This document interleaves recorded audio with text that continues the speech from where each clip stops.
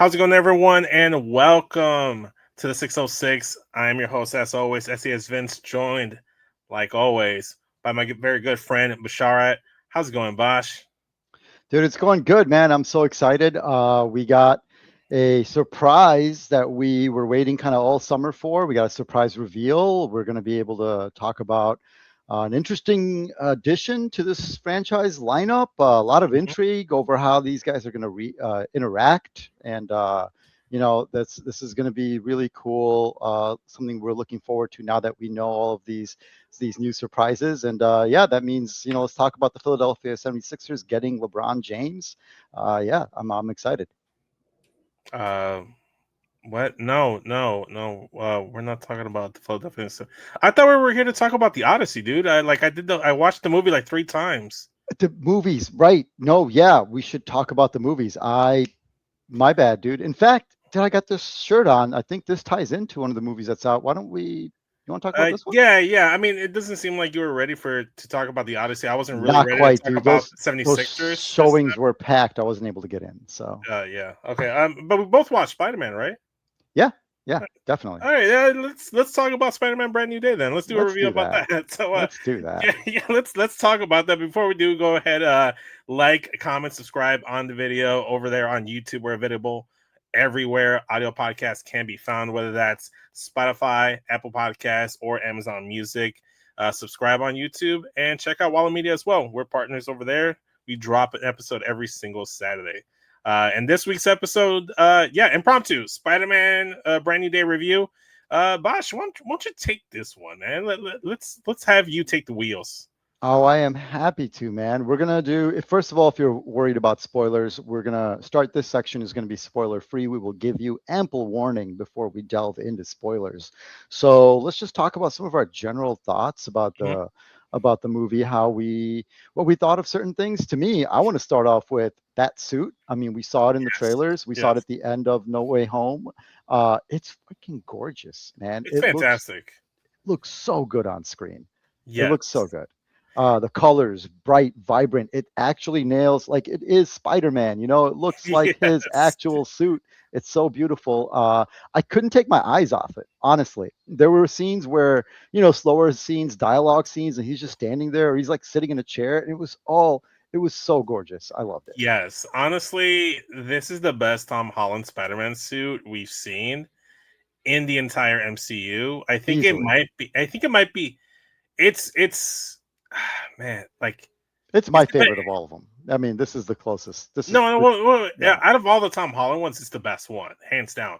But where does it rank in terms of the overall No, like it's my favorite of all of them. all Like, of yeah. them, even Oh, over Toby and definitely, because Toby's was so cool to see, and it was yeah. like, but that like weird raised webbing thing, like Mhm. that's not really the Spidey I ever pictured. I mean, Right. this is Like this one still Spider-Man. has some raised webbing, but it's not like too like noticeable. Like Yeah, this is like the most comic book suit of all of them, and it was just yes. even the little belt of, like, of webbing, that kind of the red belt of Mhm. webbing was perfect. I like the web shooters. They were a The little web bulky, shooters, but yeah, I think they were nice. yeah, I think for me, I still like Andrew's TASM 2 suit the best. it looks cool, yeah. Just mostly because of the mask. I think the mask is the most Spidey looking one, especially because it gives me vibes of like Marvel vs. Capcom 2 My type of Spider only Man. my only hang up with that one, really, because even though they have the stylized, elongated spider and all that, it looks Mhm. cool. Like, I'm down with it. That's fine. It's the slightly muted colors, Yes, yes, uh, I and will agree with you there. and The- this is like bright blue and red, and even in dark rooms, it's clearly bright blue and red. It's beautiful, dude. It's gorgeous. yes, no, we'll see. We'll see where this goes. But like right now, it's like 1A, 1B. Andrew, just for like the mask itself, because there's things I don't like about the Andrew suit, like it's not as bright as Tom's new suit in this film. Yeah, However, and the other one that I don't like is like the red lines like on the side of the pant leg. yeah, Is yeah. that I is what I really don't personally like from it, but those are just nitpicks. Honestly, yeah, it's like top one, top two Spider. I I love it. It's my favorite one. And then there's like it's tactile. I don't know if they did use CGI in some parts for it, but you saw Hmm. the scenes of them shooting in New York where he's wearing the suit. It's an Yeah, action suit. yeah. I think that helped in it coming across on film as like a real thing and as a beautiful, vibrant piece, because you can see it ripple and you can see the folds, and it just stands out so much more. Even when he's in like a room in an office, it just looked Yeah, like it was different for sure because you could see like the imperfections with like his ears and stuff when he's wearing the mask when he's sitting down like working on his computer, yeah. like and stuff like that. You could kind of like see that, and that's one aspect of it I kind of like. I think the only parts where I was like maybe that was CGI is like there are scenes where he's like running off like a rooftop to dive off to go web Right, slinging, and he's right, like, and that's more because the whole thing is kind of more CGI, like yeah, for the action sequence. yeah, Yeah, yeah. yeah. I honestly they did a really good job to not lean into the CGI, and it was really more like using props to You know, like, that's the other part of it is I want to talk about is that these scenes, first of all, the scenes filmed on the streets of New York, where they came across as much more vibrant as in a real city. There's so many mhm, more people, and you could feel that it's actual out, exterior New York City, which you don't always get from especially Marvel movies, yeah, rather than being in a soundstage somewhere on the volume, which just feels empty and barren. This was like, again, it was the city and you could feel it and yeah. it looked cool I as mean, I as they don't think filmed they it. did everything New York. I think weren't they like in Moscow or something for like some scenes?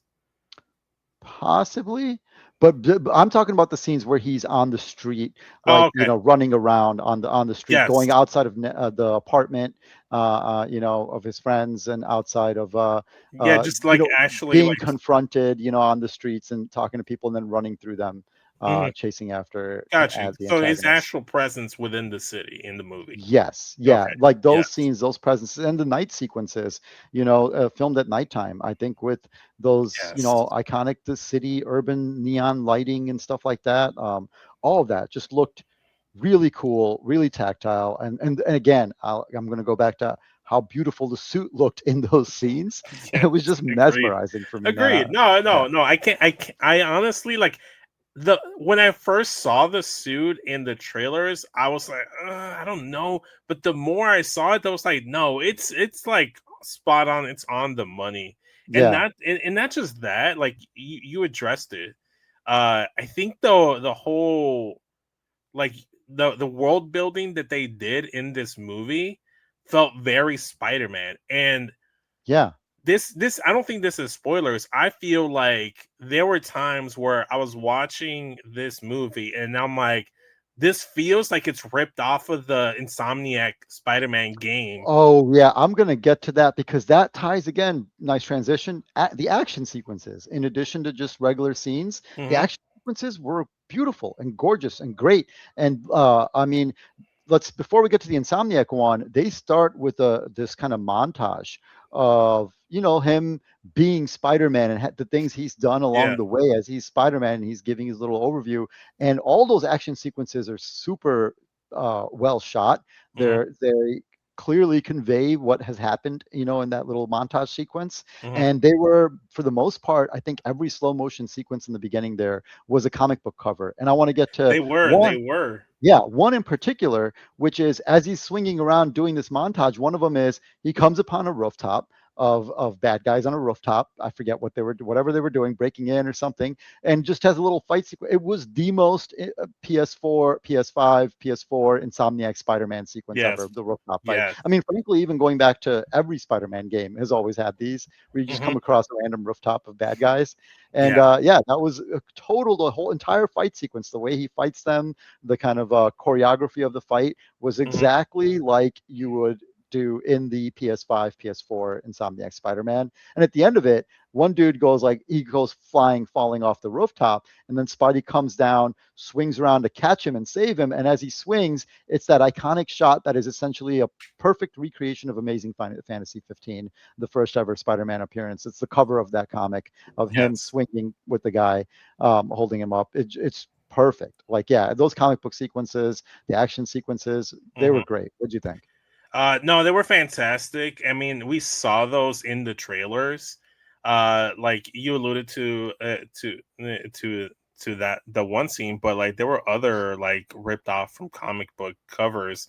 Like you have one scene where Tombstone is grabbing him by Yep. like the neck, like over like Holding him off the edge. Yeah. yeah, hold him off the edge, a scaffold or something.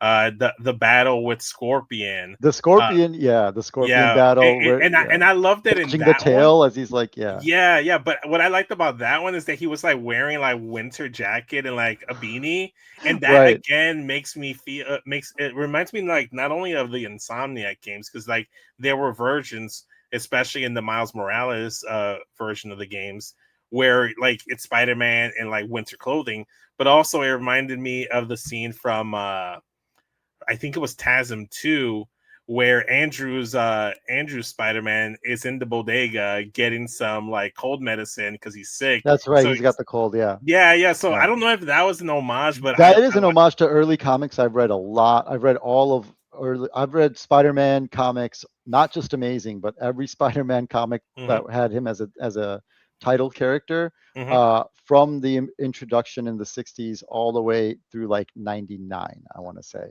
At some point, I did like this massive read through of like everything over a summer, and yeah, no, early Spidey comics especially. I mean, later on they do this too, but there Mhm. were early ones where he's got a cold and he's like got the sniffles. He's got like tissues, or like Aunt May has given him like, I don't know, he's a soup or like a beanie or whatever that he's No, wearing and trying to stay warm. Yeah. it's great because I love that because also you saw like I just love instances where regardless of which iteration of Spider-Man it is, where he's wearing civilian clothing on top of his like Spider-Man Always suit. hilarious and always I great. love it. I Yeah. love it. Love It's it. it's it's fucking great. It's one of the most iconic looks in Homecoming was the yellow blazer Yep. from that he was wearing. Over the suit as he's lounging. Yeah. Yes, Yeah. yes. Yeah. So the other comic covers, obviously, you saw like Tarantula. You saw Tarantula one was really cool. I really love that one because he's yes. like striking out with his foot at him. Like, yeah, yeah. Boomerang was another one. I think yeah, there were so many I missed a couple for sure because I was so again just staring at the suit. Sometimes I may have missed Yeah. Boomerang. I can recall Tarantula, obviously him swinging through with the guy, the Amazing Fantasy 15 cover, Mhm. Tombstone, Scorpion.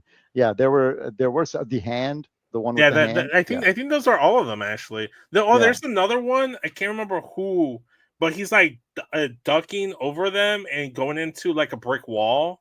yeah. That's the person I've seen that. I remember that, and I recognize that page, but I don't Hmm. remember who the villain was Hmm. who's doing that. I Yeah. can't quite remember. So No, I'll have to look that one up. but because of that, they did a really good montage sequence to like they did a time jump, but they didn't do it just like, oh, it's been 4 years since. They did a Right. very unique way of doing a time jump, which I Yeah. very much enjoyed. And what's great about that is that I want to say like maybe 90-95% of all the trailers you seen was in that time jump Yeah, that's sequence. even great because they spoiled not too much of the movie action sequences because most of the stuff in the trailers is from that montage, which Mm-hmm. happens in the first like 5 minutes or whatever. Yeah. So yeah, that's really great. Um, I'm trying to think of what else there might be here that we can talk about spoiler free. Overall, I like the movie a lot. I think Mm-hmm. structurally it worked well. I think there were interesting side characters and main characters. I think his allies were interesting. The antagonists, for the most Yes. part, were interesting. Um, it was a well shot, gorgeous movie. Honestly, Mm-hmm. even with the kind of lack of sunlight and daylight, it Right. was still pretty gorgeous, I think. No, it definitely was. I agree with you. The visuals were fantastic. Again, I go back to the world building of this movie was so fantastic. One of the issues, or like the biggest issues with like the worst versions of the previous Spider-Man franchises was that they were trying to do too much and try to incorporate too much in one film.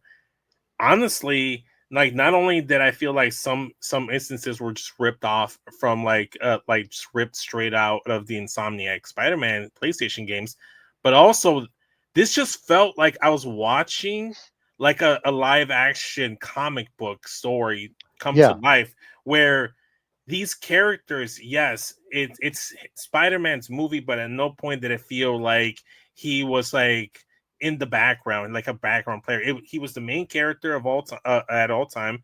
But the introduction of all these different characters, they came in, they all served the purpose, in my personal opinion, yeah. and they didn't overstay their welcome. No, it was naturally Spider-Man. And you know what's crazy is, despite the ties to the larger MCU, I really felt like this is the first MCU Spider-Man that was just a Spider-Man movie, but while you're watching it, the feeling you Hmm. get is I Yeah, wasn't concerned about the Marvel universe in right. at large. This was so well kept as a Spider-Man movie, even despite the fact that it does have large ties to the MCU at large that we'll No, get it to. it, it does. It does, but it wasn't in a way where like it made it feel like Spider-Man.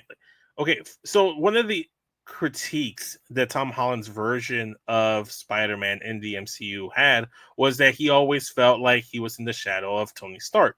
Yeah, it was And always a yeah, like all the villains he faced all had like vendettas against Tony Stark, and then he like the surrogate was essentially Peter, and right. Peter was more focused on being an Avenger, wanted to like go to otherworldly like situations, and And yeah, it was always Stark Tech. You're right. Yeah, yeah, it was Star Tech. I mean, still he used the 3D printer for a lot of stuff, and he has like other things that he does. So yeah, but again, it makes it feel more like a modern natural. take on Spider-Man. Not that he's like advanced or anything like that. It's just like realistically, he's a smart dude Yeah, with the technology we have in today's day and age. Like this would be what Spider-Man would be like if he was currently active in 2026. yeah. And And again, all of that stuff felt like a natural, organic part of his mhm, world, and yes, not like he was just subservient to, like, someone else's exactly. It, story. it felt like mostly like everybody that was in this film was kind of like in Spider-Man's movie versus just being like a montage film like back in the Yeah, day, yeah. and like for instance, like Doctor Strange, it felt like Doctor Strange in No Way In No Home Way Home. Yeah, felt like a very crucial, integral part of that movie. But I don't know, like it didn't feel the same here. It felt very different. To me, it felt like when I was watching the 90s Spider-Man animated cartoon, and he would have episodes where he would team up with the X-Men, or team up with yeah, Iron Man to take down Venom and Carnage, or like you'd see the appearance of Daredevil with Kingpin and stuff like that. So like again, it just feels like a comic book. It feels like a Spider-Man story. This is the most Tom Holland's version of Spider-Man has felt like a Spider-Man in in this universe, yeah. And and another thing that was that's really just well great. done is in that little montage is you feel him, you see him being Spider-Man, and he is clearly, like, he's come into his own. He's good. Hmm. He's good at this now. Yes, Like, yes, he is an experienced veteran Spider-Man at this yeah, point. A lot yeah. like the Insomniac games as well. Another thing that ties into what you said about comic book kind of feel, and seeing that on the screen, is just the way that he's always in costume pretty much through most of Hmm. this, and he's got Hmm. the mask on. So like he'll be sitting in an office chair having a conversation. It's Yeah. so funny. It's so right from the comics, where it looks hilarious, and it's Hmm. perfect, man. He's sitting Yeah. there having a full conversation. He's in an office chair. He's lounging around on, like, behind a desk. It's just, yeah, I loved every bit of that. No, no, Like, yeah, it's great because I think the most human interaction he has is just one character, but it's like an interaction as Spider-Man, not as Peter. yeah, And yeah, no, they did such a great job, not only with this plot. Uh, I didn't think it was too big of a swerve, but I do like what they did overall. I thought they set up a lot, not only for future Spider-Man um, adaptations, but also for other projects within the yes, MCU to yeah. come. So I thought it was really good. I can't wait to get into it and just dissect it all, man. Yeah. So before we go to full spoilers, this will be a slight spoiler. I say slight because this is in every trailer. So this shouldn't really be a spoiler. I think all of you if you're going in completely blind, like you've heard no news about this and not seen a single trailer, then Mhm. okay, I'm literally slight spoiler, and it's Yeah, if so you haven't yeah, you haven't not the digested any name of like content, the character Sadie Sink is playing or anything like that. We're gonna save all that stuff. yeah, This yeah, is from every trailer. This is that the fact that the again, slight spoiler, the Punisher is in this, yes, of course, yes, and I loved every bit of that, dude. Their chemistry is great. It went just like every single Spider-Man Punisher meet up, team up, fight in the comics where they're just constantly like bickering and just yeah, it was great chemistry. Yeah, yeah. just awesome. John Bernthal just does that so well. He fit so perfectly with Tom Holland in their sort of like kind of drive each other crazy sort of like Mhm. antagonism slash partners and like Yeah, yeah yeah. No, honestly, like I don't know how well versed you are in this because I don't think we've ever talked about it, but it very much felt like a Goku Vegeta dynamic, like in yeah Dragon Ball Z.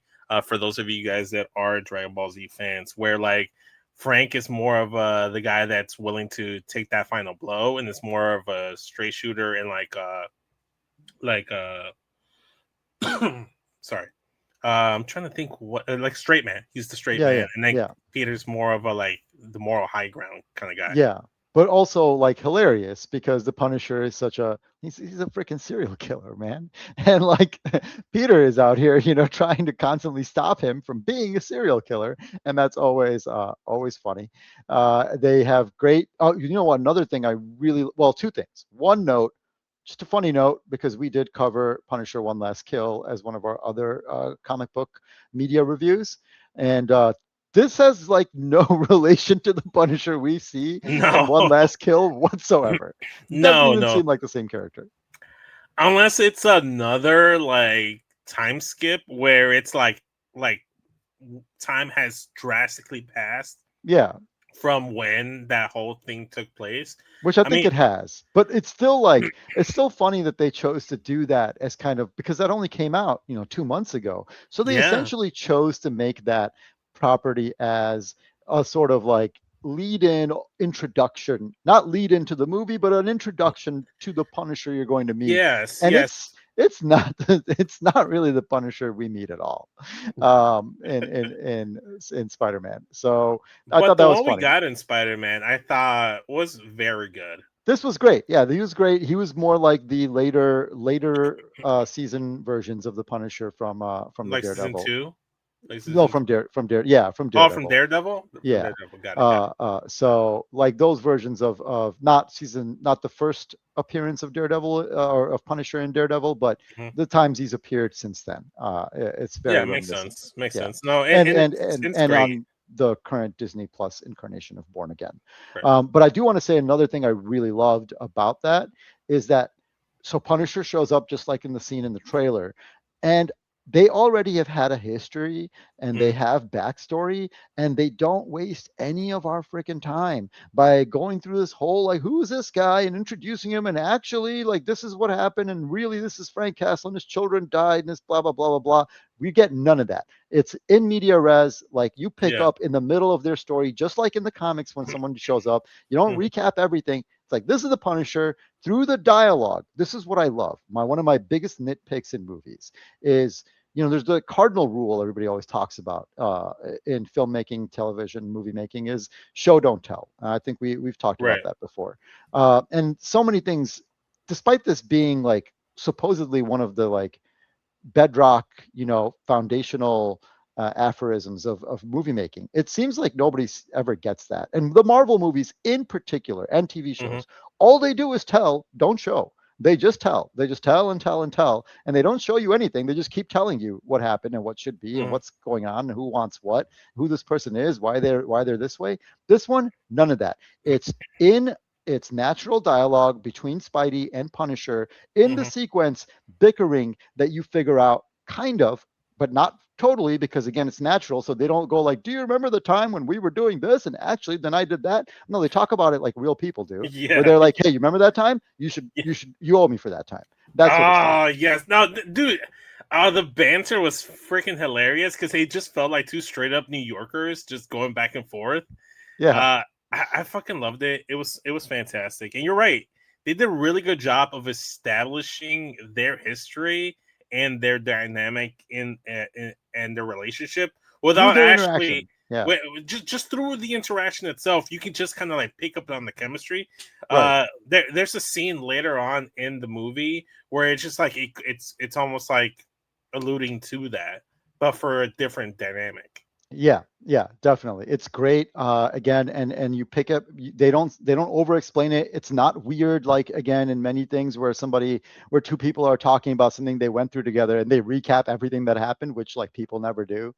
Like you don't tell the person who you have a history with. You don't recap your history for them, right? That's just not how. That's not natural. That's always pulls me out of a TV show or a Yeah, movie. definitely. No, and that's listen. We all know who Punisher is. Yeah. Even if you don't know, I don't think you need to know who Punisher is to really enjoy this film. I There's think you can, obvious story cues to pick up on who he is within the movie. Yeah. yeah, exactly. So In just fact, they get just to a point uh, where there's a point at which I think they're about to explain his backstory because they like kind of stumble upon it and then they don't do it, which I freaking loved. They just move right on. He's just like, you don't talk about that. He just moves right on. It's great. yes, they did a really good job of that. I love that. I really did. Like you, I thought they were gonna start unpacking and just Yeah. like spend a portion of the film like unpacking things And that we. waste our time, Yeah, honestly. that not only have we unpacked in Daredevil, we unpacked it in Punisher, and then One Last Kill. So we've unpacked that 3 times. We don't need to unpack it a fourth time. Yeah. Yeah. It's plenty unpacked. It's unpacked in all kinds of, and again, much like a comic, it's like you want to know more about that, go back and see that thing. It Yeah, has no bearing exactly. on this story. All you need to know is clearly there's something there. It doesn't have any bearing on this story. We're going to move on with this story. It's one of the things that I like that the MCU did when they introduced Tom Holland Spider-Man into the MCU. Yeah, in They Civil just War. didn't, yeah, in Civil War and then also in Homecoming, they just didn't do the origin story. They didn't Right. do the Uncle Ben scene. To this Yeah. day, we don't even know what happened to Uncle Ben. Yeah. Yeah. Uh, I don't think we even know what he looked like or anything. Honestly, So, no one's ever been cast as Uncle Ben in the universe. But it's like we saw 2 films and multiple like media, yeah. like just already hashing that over. Like you're a Spider-Man fan, you know the story.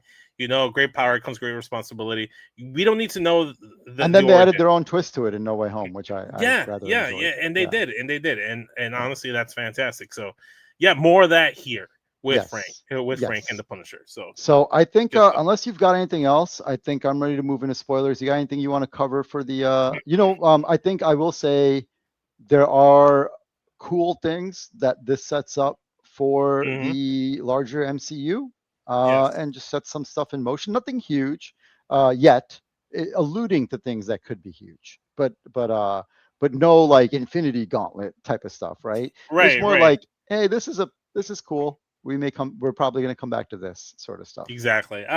Honestly, I think the biggest thing that because I don't want to spend time on it during the actual review is that I'm just glad that we finally got the payoff of Michael Mando playing Scorpion in the Scorpion suit. Granted, Yeah, we didn't dude. get his origin of how he got his suit and his Which tech is and even stuff. better. Yeah, who cares? Like He's Scorpion. Yeah. honestly, at this point, it's like 2 movies after his debut. I don't care. I know he's Scorpion. We all know Yeah. he's Scorpion. He had the Just give Scorpion him. tattoo in prison. You've seen him repeatedly. He's Scorpion. We got it. It's Yeah, cool. we get it. We Yeah. get it. He's Just got the throw suit. him in there. He Just got throw it him in there. somehow. Don't worry about it. And Yeah. honestly, I kind of hope that that's how they introduce new villains going forward. Is like even if we haven't seen them show up prior, like for We instance, don't need to see Sandman fall into the pit and then be turned into Sandman, right? We can right, just right. have We him. we, we, we Yeah. already saw it in Spider-Man 3, or like Donald Glover's if he actually becomes the Prowler. We already saw him in Homecoming. Just Yeah. have him show up, and then whenever he gets Have him be removed, prowling, man. Yeah, yeah, exactly. just have him be prowling. Yeah. Exactly. Yeah. Maybe that's how we introduce Miles into this universe. Because I think at some point at the end of this next trilogy, because we will be getting another trilogy with Tom Holland, Yeah. I think we will be getting like the teases of Miles, at least in Yeah. So that I think final so, yeah, trilogy. we're definitely at some point, maybe even sooner. We'll see. Ready to move into spoilers? Yeah, yeah. So All guys, right. this the point where if you don't want any spoilers, go watch the movie, go get all that, and then come back here. All right. The cat is here. She's here to let you know it's time. It's time for you to go if you don't want to be spoiled. It's Yeah. spoiler time. So yeah, spoiler alert. All right, guys. Cool. What's up, Steak? That was awesome. She's not having this podcast though. No, she's not about it. Maybe she doesn't want the spoilers. Actually, maybe she doesn't. Like, she has it. I gotta admit, I didn't take her with me to see the movie yesterday. Okay. So she's not trying to find out. She doesn't want me to talk about these spoilers. All right. Well, I mean, spoiler alert, Mystique. Yeah. There's some X-Men stuff in here. Spoiler alert. Oh. All right, that's a reference to an old podcast. All right, she is awesome. This is wonderful media here. But let's pick this up. Yes. If Mystique's gonna let me,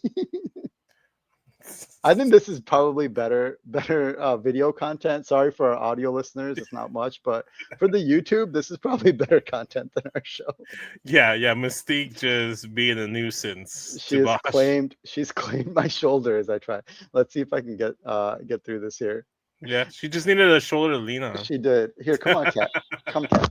So we basically start right in with the scene from most of the trailers that starts off where Spidey's, on top of it's like a girder on like a construction skyscraper or something. Yeah. And he's, watching MJ and Ned is it like TikTok basically, I guess? Like either like TikTok or like Snapchat IG Live, maybe something like that. Maybe a Snapchat. Basically, yeah, he's watching their story. They're going live, and Ned's posting stuff, and Peter is sad and missing them. We have the sounds of New York coming through also. But yeah, so he, that's when we go right in from there. He picks up, the intro. He dives off the thing just like you see, and we go into the montage that we talked about earlier. Mm-hmm. We won't cover it too much more unless you think of something else to add. But it's cool. I thought it was just a really cool montage. Yeah, and again, you see him in several fights, taking down bad guys, stopping crimes, taking on supervillains, taking on the Hand, all kinds of stuff. And they're even recapping like, and he did this and Spider-Man did this and he kept us safe from this and ninjas and all of that stuff. And in all those, there's like a little montage sequence of him doing all of that. They have a cool slow motion, like slow down action scene, which again is like a comic cover. Pretty much all those were comic covers when they do that. And yeah, you see, we talked about it, but you see some of his battles with Scorpion, with Tarantula, with Tombstone, the recreation of Amazing Fantasy 15 comes off. He's having this whole city loves him, even the cops, even Damage Control, who have been a pretty big antagonist. So, listen. I from the beginning, I knew there's like, I don't trust Damage Control. I mean, not only have we seen the other Spider-Man movie, like No Way Home, where they were like primarily a pain in the ass, but we've seen Wonder Man and like other properties that Damage Control has. Yeah, and Miss Marvel, they're huge. They were using the Stark drones to like hunt down Kamala Khan, and children, other teenagers, exactly, through a school, they were. So we already knew, like, if you weren't watching all those other like properties, you don't know that much that Damage Control has gotten this far right. But no. I knew going into it, like, something made me feel like whoever was the antagonist isn't the true antagonist, and we're gonna get that swerve at the end. Yeah, unfortunately, because I've seen that in so much Spider-Man media. Well, I mean, honestly, like, it was not only obvious to the audience. I think it would be obvious in terms of the Damage Control part of it anyway, to anybody in that New York and anyone who's had dealings with Damage Control, except for Spider-Man. And this is how it's true to the comics, because he is a naive and gullible fool. Poor Peter. Unfortunately, constantly being able to be taken advantage of and lied to and hoodwinked. And he's hoodwinked yet again. So Damage Control even loves him, and he loves, he loves being loved by them. I don't know if he loves them, but he loves the fact that everybody loves him. And as part of the cops loving him is there's now a police, I don't know if they're a lieutenant, I guess, who he interacts with regularly. He like coordinates with her. And I remember thinking, right off the bat, I forget my friend who was with me in the movie was like, I forget what character he thought she was, but I was like, she could be Jean DeWolf. But we don't get her name yet. So we will keep that off. But it's Tina from The Bear. So which is Yes. awesome. It's great to see her. So I did finally figure out that there was a new season of The Bear, and I did watch it. So Oh, that okay, was cool. nice, Yeah. nice. But yeah, Tina is there. Not Tina in this, of course. And Mm, yeah, she's coordinating with Spider-Man, both in person. You know, mhm. they talk. They talk about what's coming up next, investigations, and then they even they have each other's phone number. You know, Yeah, I guess he's got like a private number or something. He gives her a call and talks to her. And and that's the only real human contact that he really has, and it's as yes, Spider-Man.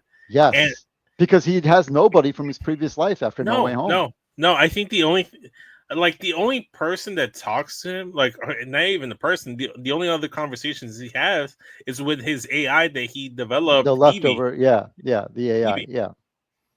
So yeah, that is it's a little sad, but he hasn't really, he's been fully Spider-Man, hasn't really delved into Hmm. making any new friends or anything. One thing about Damage Control, I don't remember seeing any of the familiar Damage Control faces we've No, that's seen. true. That's true. Everybody was a brand new face, new staff.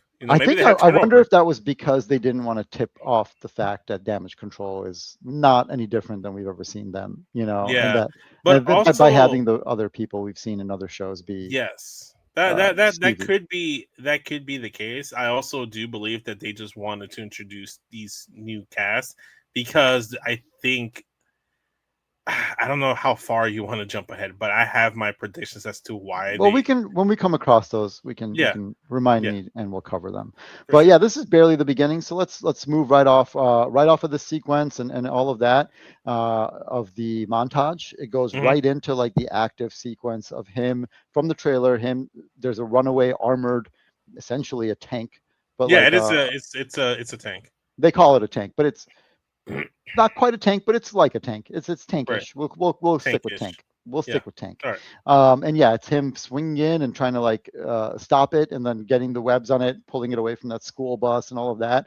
And of course, right into that comes Punisher. Just segues right into the scene seamlessly as Spidey like gets flipped off the back of this truck.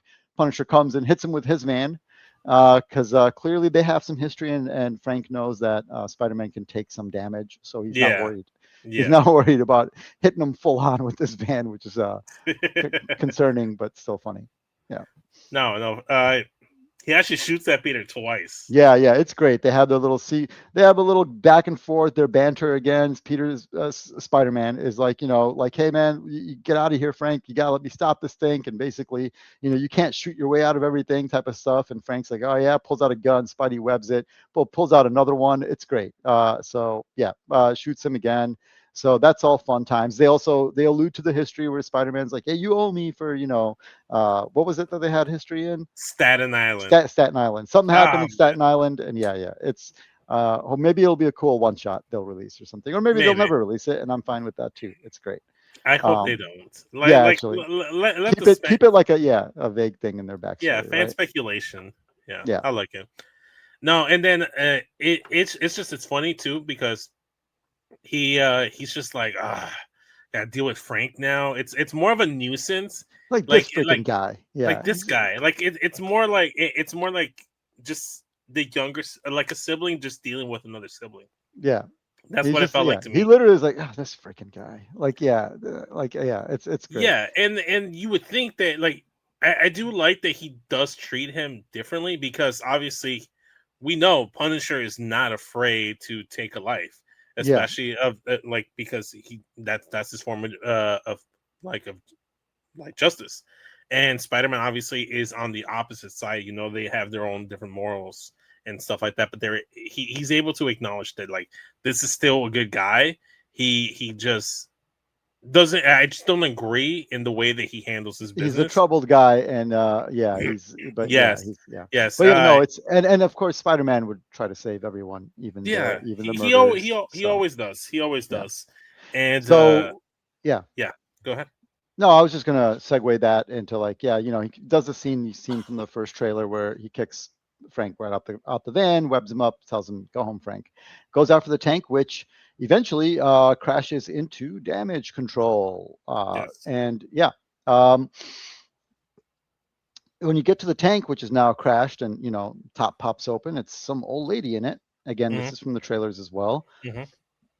Clearly, she's being controlled. She looks at Spidey and smiles, and Spidey seems to recognize that she's being controlled and can actually see the Yes. fact that whoever was in control of her jumps from her to the next person and he sees them jump from here to there to there. Yeah, yeah. It's almost like he's actually able to follow the jumping Yeah, of like the possessed person to person, yeah. which My personal headcanon is that's the spider sense, like allowing him to track that. yes, no, no, Yeah. 100%. In fact, I think it's pretty like clearly stated, not stated, but like implied.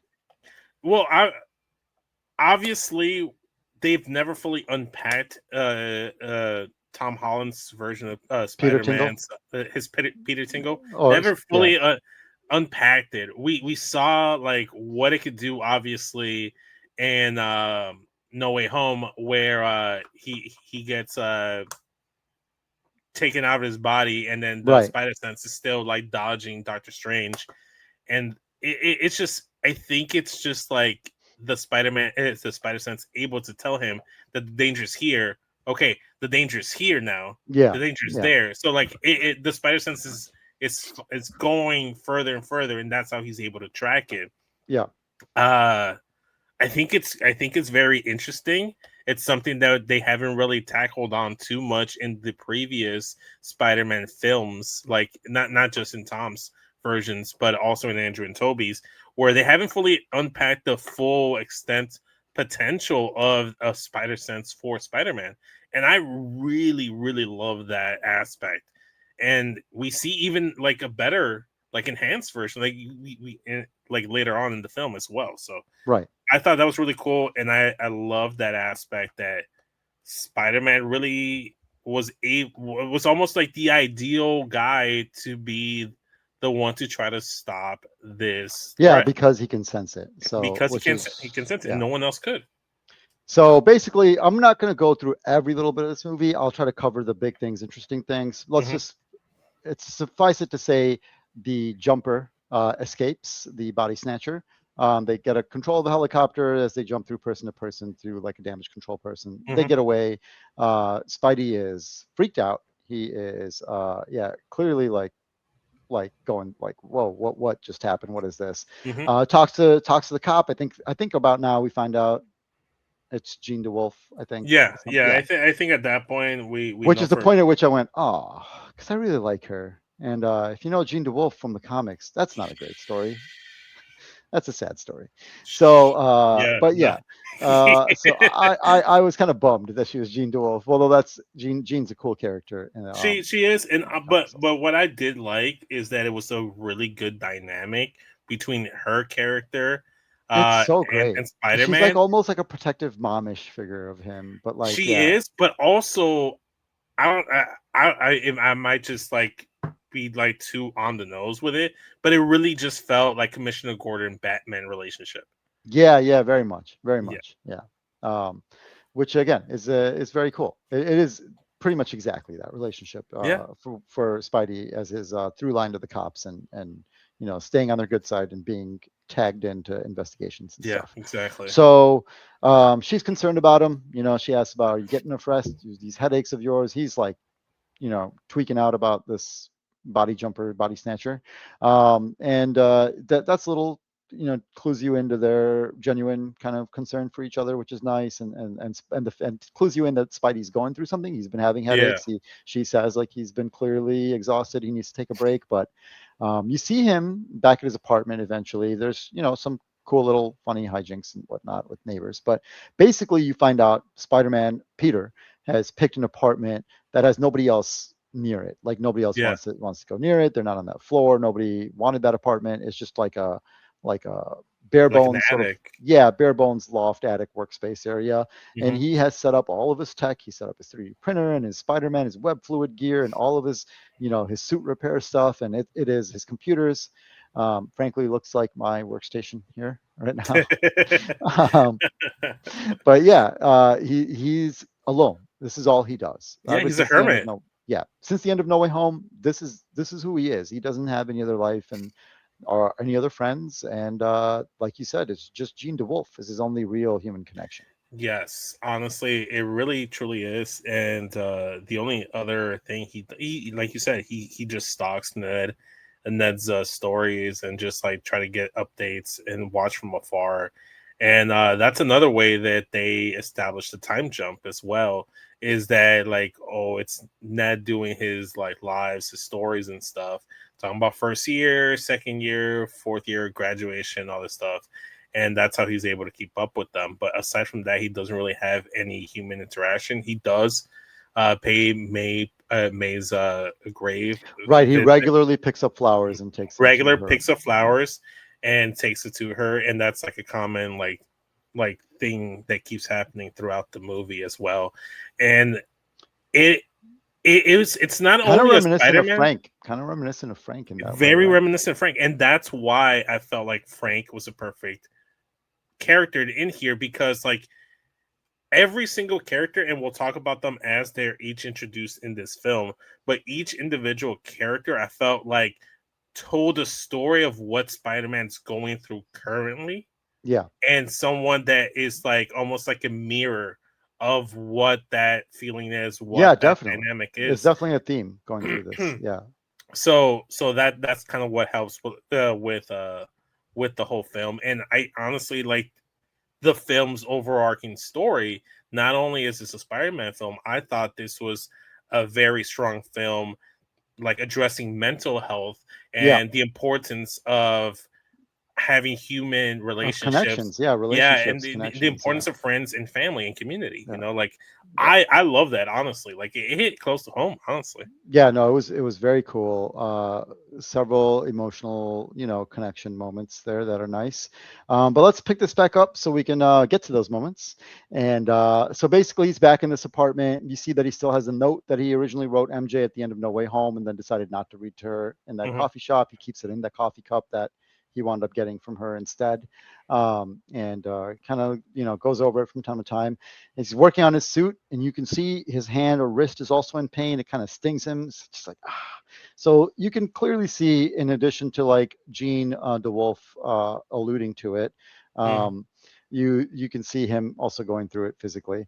And yeah, so they go on. They do coordinate over the phone. You see them have a phone call. This is Hmm. cool. She asks him again about getting rest, and she's like, "What do you know about me? You don't even know," because she's with her kids on the train. She's like, and he hears her tell his kid. I thought this was really cute and funny. He hears her tell her kid, because her kid keeps asking her, like, or her son, because her son and Yeah. daughter are both there, like, "Oh, where did you see my calculator? My calculator." She's like, "No, I don't know, puppy, not right now." And and so she's like, "Do you even know my kid's name?" And he's like, "I know your son is named Poppy," which was really funny. Yes. I thought that was hilarious. No, it's one of the few times where he technically Spider-Man, but that's the first time like the few times you see Peter. Yeah, yeah, It's which is great to see. And it also just alluded to like how deep he's gotten into it. Like he dived headfirst into Spider-Man and just completely like shut Peter yep. Parker out. So like to see those little moments throughout the film, especially like talking to Jean DeWolf, like I very much enjoyed it. They have a very great chemistry and dynamic. Yeah, they do. They're great, and she's a great actress. I'm glad she got this. Fantastic. Yeah, I'm Yes. glad she got this role.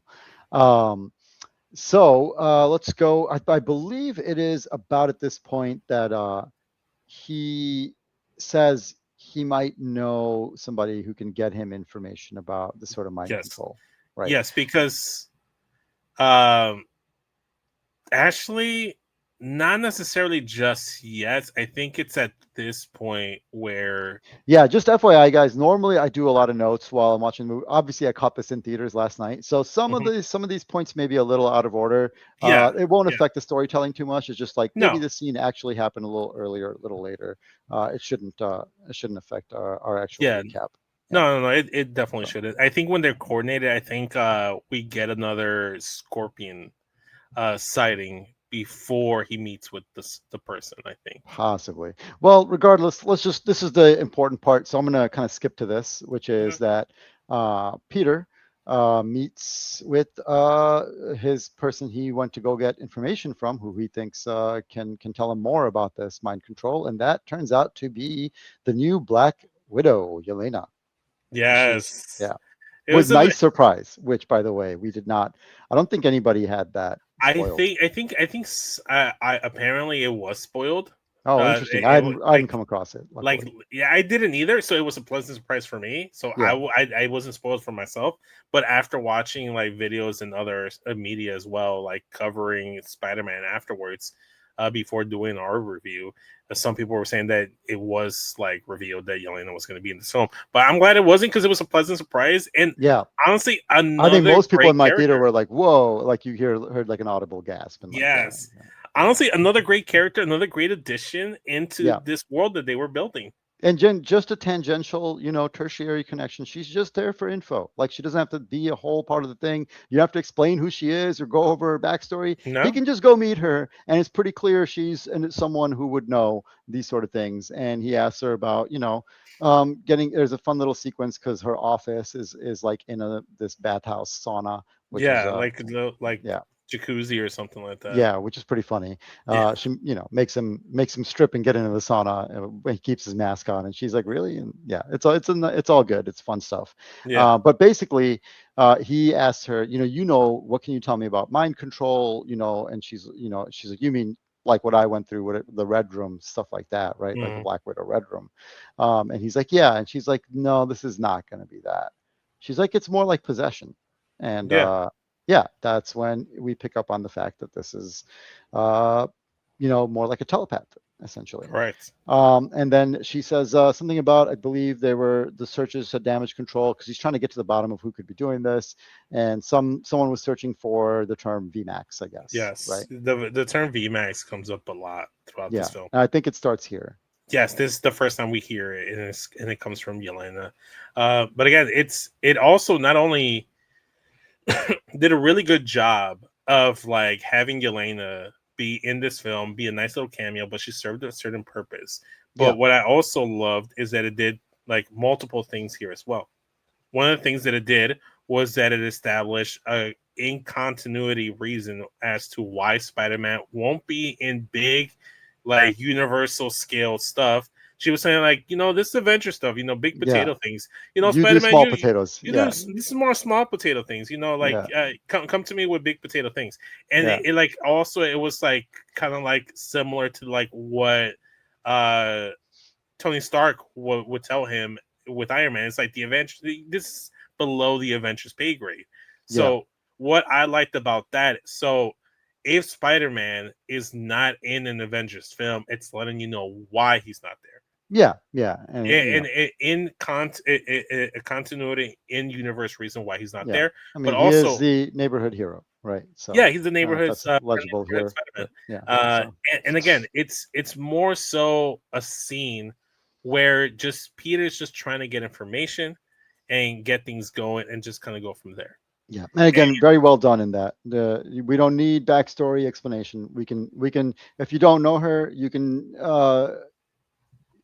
get what is happening here Yeah, from the but context and of, what's of the more scene. important about Yelena being there, not only her like helping out like Spider-Man with information about what he's trying to get to, this is now the second person that is worried about Yeah, Spider-Man, the person's well-being. yeah. She calls him a sad man. Yeah, Yeah, basically, like like sad man. It's like, yeah, you do you have any friends? Do you have a Mrs. Spider-Man and yeah, stuff like that? And again, that's the theme we see, that Peter neglects his personal life and it just like work, work, work to the yep, point where I think that helps trigger everything else that happens in the film. So I like yeah, that dynamic as well. And Yelena also, similar to Frank, it's almost like a reflection of someone that was alone and neglected, like just like alone and isolated, I should say.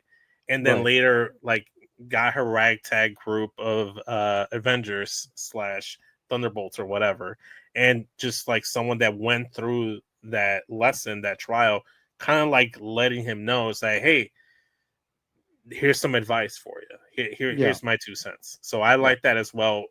And she was there for a reason. Like again, all these characters are there for a reason. yeah. Yeah, no, you're right. It ties into the theme all throughout. It's pretty well done in that it's very subtle and not over heavy-handed, I think, and they do a No, good job with that. So again, if I'm a little out of order on these scenes, it's not too important. I mean, if Vince, if you want to ever jump in and correct me, feel free. But I think yeah, we're going to get the important gist of it because we're going to go back and forth here. So Peter does go to meet with damage control as well. So he goes to their actual facility, hmm which is disconcerting because you see them clearly like they don't trust him. nefarious. Yeah, they're nefarious, man. Like it's not when he's in that building. It's like this is It's all shady, man. off-putting. It's all Yeah. very shady. I don't like it. Um, But Peter again, gullible Peter Parker. Just Spidey, you can't win for trying, man. He always ends up trusting too much. So yeah, they have him. But again, this is one of those scenes that I love because he does go to meet with. I don't remember this guy's name. So you can correct me if I'm wrong. hold But up. throughout my yeah. I can get it for you. Go ahead. Oh well, no, I was just gonna say throughout my notes, I just refer to him as the damage control douche. So he's just like he's the DC douche. He's the head of this section of damage control or whatever it is. Um, and I love this part because again, this is one of those scenes where it's just ripped out of a comic book because it's Spider-Man in an office talking to somebody, and he's just sitting on an office chair like a normal person, dressed fully in Spider-Man outfit, just like coming around the chair and in his Spider-Man suit, and it just carries on like there's nothing. This is completely normal and fine, and I love that. I love comics. This is what I love about comics, and I'm so glad that the MCU is finally embracing that part of it. They don't feel the need to have somebody say like, "This is silly. Why don't you take off your like?" Shut up, dude. Just let him be Spider-Man in an office chair. This is great. I love it. And essentially, they say they don't know what VMAX is, but they're afraid that the body snatcher at this point Mhm. wants the tech that's in the damage control vault that they have in there, including like stuff like Shocker's gauntlets and the stuff that Yeah, Spider-Man's taken off of people. yeah, and they just kind of like did like a little tiny little subtle thing that where like I'm gonna butcher the pronunciation, but Bill Metzger. Oh, that's right, Metzger. That's why I don't remember the name. It's kind of generic. Although I'm sorry, Mr. Metzger, one of my favorite high school teachers. It's not that generic. I should have remembered your name. My bad. Correct. But like they Shout out to alluded. Fenton High School, Mr. Metzger. Shut up, Histories, shut up. yeah. But they did allude to that, like they were doing like little like he was saying it's like the purpose was like taking these things and using them for something good, essentially. Like you see them working on Shocker's gauntlet, and that later plays on that you see And that you're very concerned, as I am, at that point when he says using them for something good, and I'm like, yeah, I don't know I about don't that. know. No, damage control using something good. We saw the Well, last. what you consider good is going to Yes, be it's. I exactly. mean, we currently have government administrations that And have there's that same another scene mindset. later in the film that kind of addresses that and poses that same concern to the audience Yeah, and asks that same question. So I very much like that. But like you knew like they threw that in there like and you knew that that might come back around and it yeah, did eventually come back around. So yeah. So yeah, they're concerned that this telepath wants this tech, and Spidey, being gullible that he is, buys that and says, "You don't worry, I'm gonna get him. I'm not gonna let him in here. You well can they count on suckered him Spider-Man." in. They sweet Yeah, talked him. They gaslit him hard they did. because they were like obviously you're the only one that can see They us. did. But again, he's such a naive, gullible fool. Poor Spider-Man, man. Come on. I love Spider-Man. I do. But That's why we love him partly. like they were so they were so disingenuous. They gave him the con man cell, and Yeah. he bought it hook, line, and sinker. They Yeah. flattered his ego. They told him he's the only one who can help. They trust him completely. They need his help. Blah blah blah. Yeah, Yeah, yeah, they sold them a used car at sticker price is what they did. yeah. Pretty easily too. Yeah. So anyway, Peter buys all that. Says, "Yeah, you got it, sir. You count on good old Spider-Man," Yeah. and he books on up out of there. Um, Peter is again, from some of this slightly out of order. Not a big deal. This is the main points. Peter will see Ned, his old friend Ned Leeds, at a Mhm. bodega picking up some mini kegs, Mhm. for a party clearly, and he kind of watches him do all this, and then decides to follow him back to his Yeah. place. Yeah. We crashed the party Yeah, essentially. yeah. He's like, he's throwing a party. I'm gonna go. So he just follows him back to the apartment that Ned and MJ share. And Mhm, again, this is a cool street sequence as you walk up on the apartment. It just feels like a real place, man. There's a lot of people. They mhm. let this be a real vibrant New York street, which I enjoyed. It wasn't just an Agreed. empty walk up, eerily empty city street. It was alive, and things were going on around them while he walks up into the apartment. Mhm, A small subtle detail, but it's just something that I feel is missing from many movies these days, and mhm. particularly the Marvel movies for a long time. Yeah. So just my little note there. So yeah, Peter comes in. He had gotten the flowers that he normally takes for Aunt May's Grave. gravesite, and he's brought them. He's there with him, so he brings them in. He finds he has a drink. He's kind of like too much for him. He goes back, finds Ned's room, sees that Ned is still a Spider-Man fan. He's got his wall of Spidey photos and like Mhm, theories about who he could be, and sees all that. Ned comes out. He's like, I'm not a freak, and he is actually like, this is who I'm following him for. He actually saved my life several times. It's pretty cool. mhm, MJ walks in, moment from the trailer. They have that little cute little moment, and he gives her the mhm. flowers. They're like, this is a housewarming gift, etc., etc. And then as their party goes on, Peter's just kind of like, he doesn't know anybody, he doesn't really have any social skills anymore Right. of any No. kind. So he's No. just kind of wandering around this party, just creepily staring at MJ. And MJ, meanwhile, catches him a couple times, and Yeah. then her has a friend come over and talk to her, and then kisses her. It turns out it's her new boyfriend, and Peter crashes the fuck out. Oh yes. It's at this point that he has emo hour swinging Yeah, through. He just dips and starts doing his emo swings, which fantastic swings. And they were able, they did the way they framed everything. You were able to feel Peter's like sadness and yeah, like just kind of like relate to him, yeah. His and then how, anguish. Yeah, the anguish and how it all just overwhelmed him, going to the point where like when he finally gets home, it just like reached a tipping point. yeah. You could see him on the entire swing. He's like kind of chaotic. He's just completely, distraught and kind of losing it. And you can see that this is happening to him. He gets back to the apartment, and it just overwhelms him, completely. Eyes are going black, and he just literally crashes out at this point by hitting Yeah, the floor and yeah. crashing. Then the moment from the trailers again, he wakes up outside in a web cocoon Hmm. of his own making, apparently, and he claws his way out of that, but he's like basically in his underwear and just Yeah. falls straight to the ground because he doesn't have his web shooters. And then, oh, actually, he does. They're organic webs. They come out of his wrist. Turns out in No Way Home, Toby Maguire bit him and has infected him with his disgusting organic webs. Why must we have the return of the organic webs? They really should only belong to Toby Maguire, and they really shouldn't have belonged to him either. And Miguel O'Hara, Spider-Man 2099. Right. Otherwise, leave the organic webs out. Unfortunately, we can't.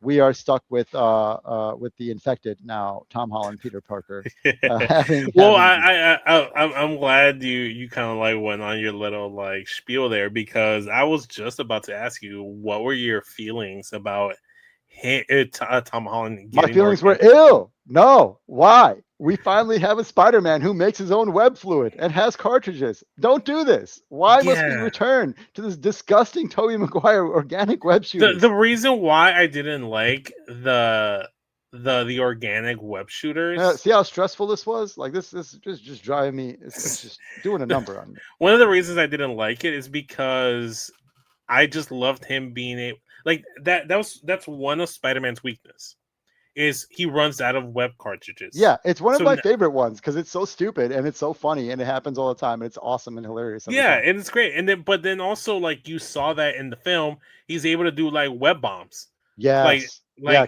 cute, like cool web tricks with his little grenades. web Yeah, cartridges. web Yeah. grenades and stuff like that. Set them to explode and He throw can't them really do somewhere. that. He Yeah. can't really do that now. Like like unless he has an Just organic disgusting web. body horror stuff that's just coming out of him. Like, yeah, man. Yeah, You, you no, I know, he mean, can do an organic web bomb. Just you don't want to ask too many questions about it.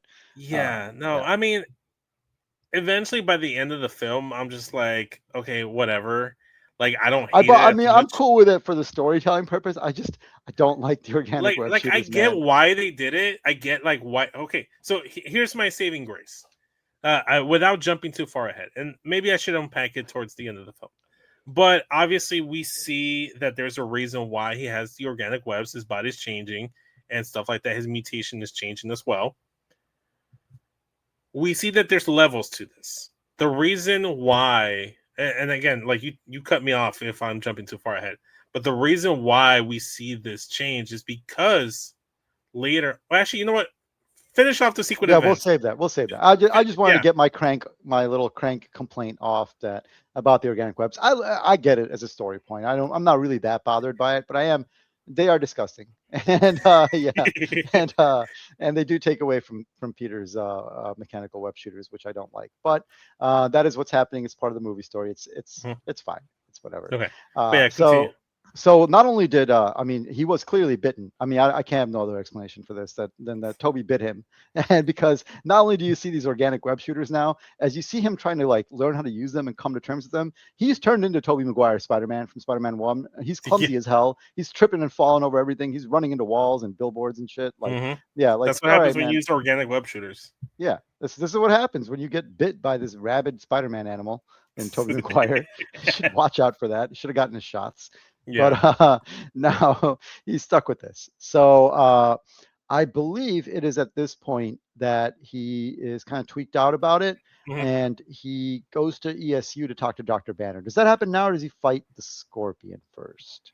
I believe he fights the Scorpion Again, I should say. first. Yeah. The Scorpion again, because he tries to break into the laundry room. He's still in clothes. He Yeah, like yeah. puts on like some girl's clothes that's also a tenant in the building, Yeah. and that's when he finds out something's going on with him because he goes back to his apartment and it's just like webs everywhere. He just like shot webs Yeah, everywhere. that's why I thought in my memory that he went straight to ESU the next day, but I think you're right. Does he does go to fight? He, I think after that he might go to ESU so that he can talk Yeah. So to let's just Bruce. cover this in the order I think it happened. The Yeah, let's exact do order that. doesn't matter too much, but these two scenes kind of happen in back to back in They're important one order or another. Yeah.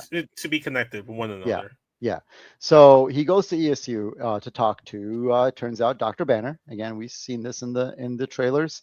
Banner doesn't know him as Peter. Of course, everybody has forgotten him. But they talk about how Dr. Banner is repressing the Hulk from emerging with like a whole inhibitor on his wrist. Peter tries to get the technical details. Banner becomes impressed with his technical knowledge, obviously, as they speak Mm-hmm. about the process. And so then he confides in him a little bit more, tells him more about how it works. They have a conversation outside. That's that kind of felt like the conversation we first have when we started working at GameStop together, and you were testing out my basketball knowledge. It was like, all right, let me see if this guy really knows what he's talking You know about. what? That's a great comp because I definitely started off slow, like yeah, talk some basketball, I know some basketball, like generally this and that, and then kind of see how far you knew and how much you were. Then I opened up and we talked about it Yeah, more in detail. exactly. Yeah, So I was basically Ned Leeds as he tells Bruce that his name is. yeah, Uh, exactly. Yeah. Yeah, that's another cute gag throughout this, that even though everybody has forgotten Peter Parker, he doesn't like say his name is Peter Parker whenever he's asked. Like right. even at the party, he said his name was Maynard, which is funny. Yes. Uh, Yes. and uh, and yeah, he tells Bruce that he's Ned Leeds, and they talk about this, and Peter then has like, well, if you adjust for this, you can kind of make it affect any D and not just the Hulk. You could repress anything. Mm-hmm. Bruce is clearly concerned. He stops him. He's like, how do you figure out what's good, what's bad?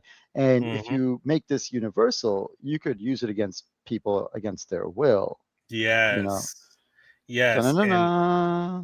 That's all I'll say.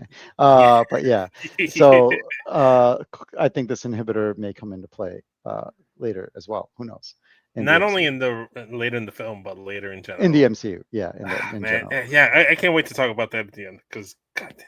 Okay, Yeah, I think after this is where we get back to the shots yeah. where Well, he's in the apartment. yes, working. He's got his 3D printer. He's watching disgusting videos of spiders. Mm-hmm.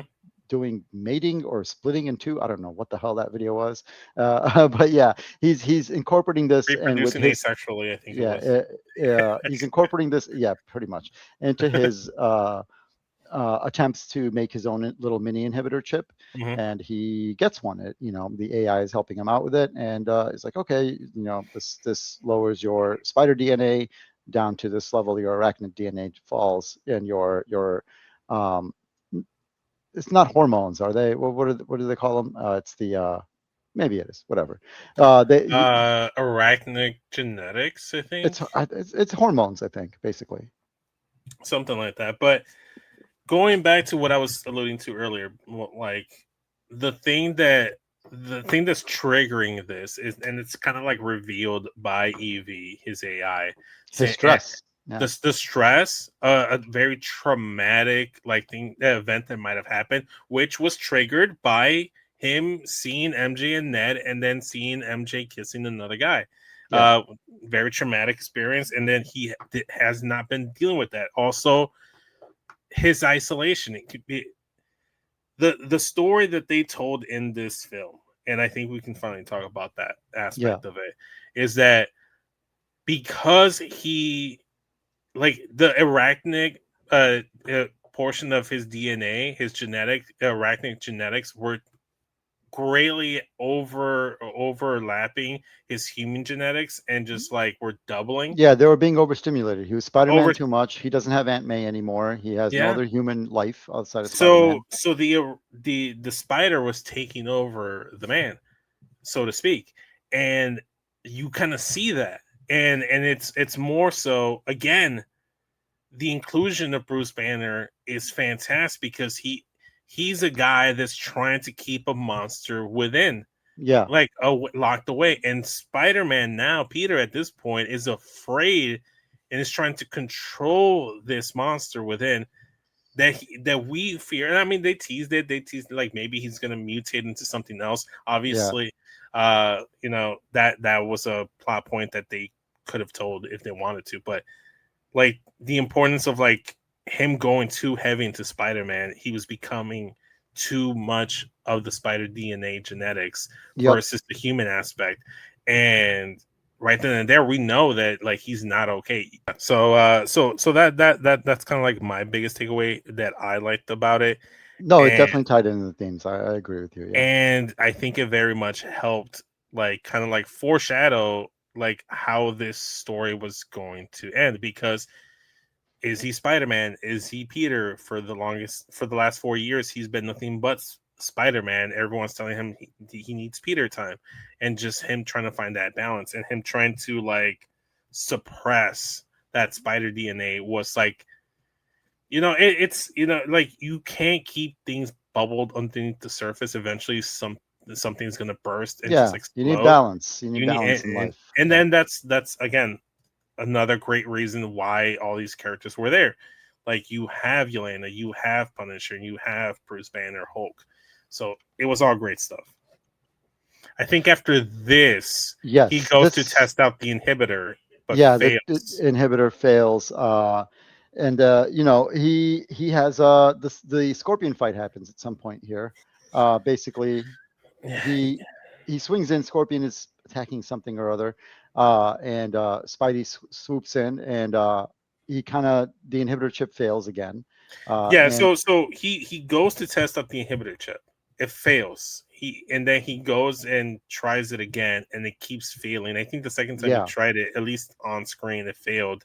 And then it like overheated. It works. It overheated, and then it overheats. Yeah, it overheated, and then that was the thing that was happening. And then we saw like all his senses overloading 100%. Yeah, he gets kind of like the Superman powers almost, where he's hearing and seeing too much. It's very Man of Steel. A little bit. 100%. So he does then actually go to fight Scorpion, regardless of the actual exact placement of this scene. What happens is more important. Is that it's nighttime. He goes to fight Scorpion. It's on the streets in New York.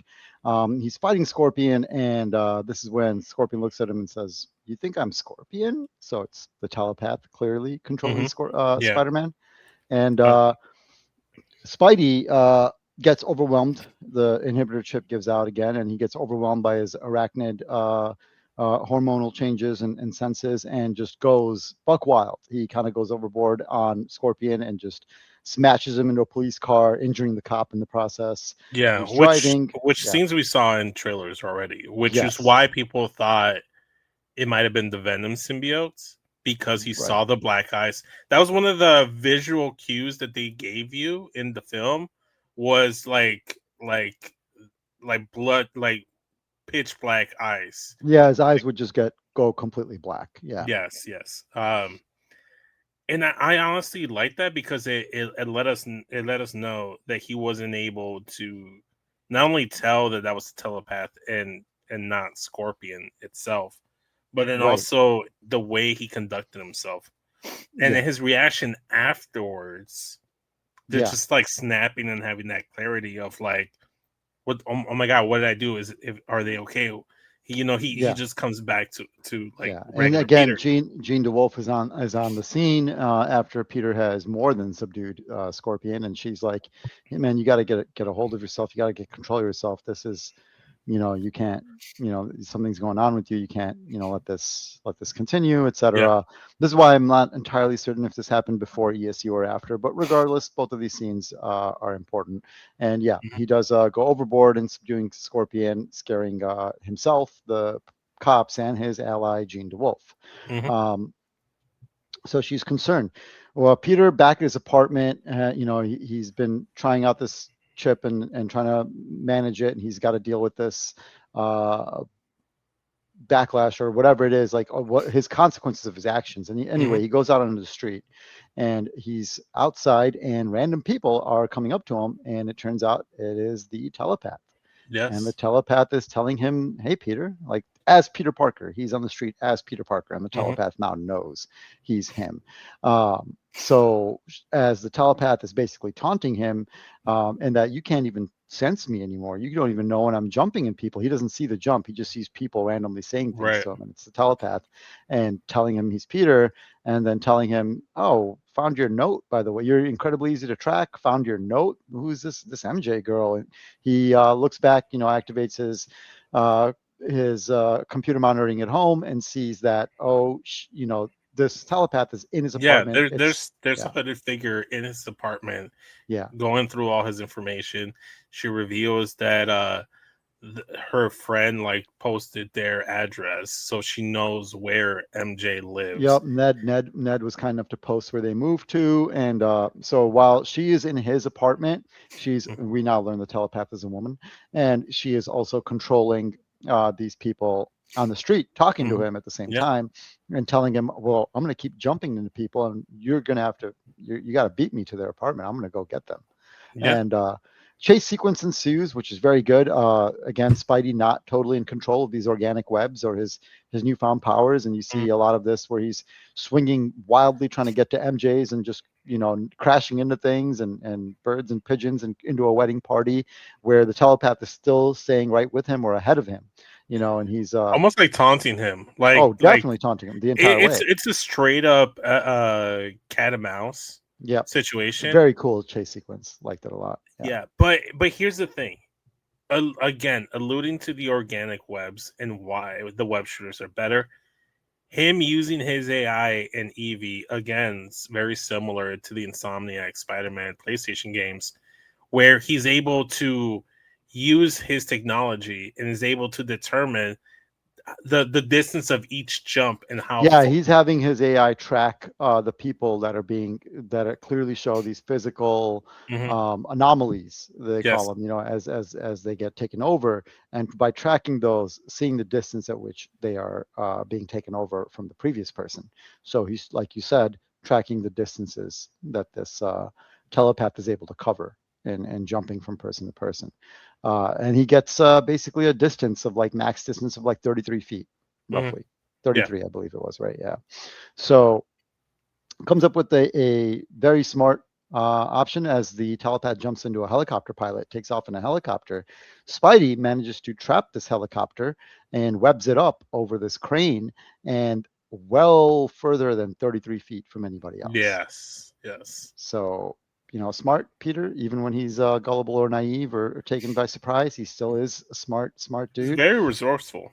Yeah, and so he comes up with this cool trick. Tells them, I know your secret. You can't jump more than 33 feet. You're way more than 33 feet away from anybody, and he's gonna win the race to MJ. He gets there, MJ's apartment. Again, this is in at least one, if not both, trailers, where he just comes in. He's like, as Spider-Man, obviously, Mhm. and is like, hey, you gotta come with me right now. So you're in danger. You gotta go. And she basically is like, fine. Like, all Yeah, right. she puts like a half-hearted fight, but eventually she's like, "All right, I believe you."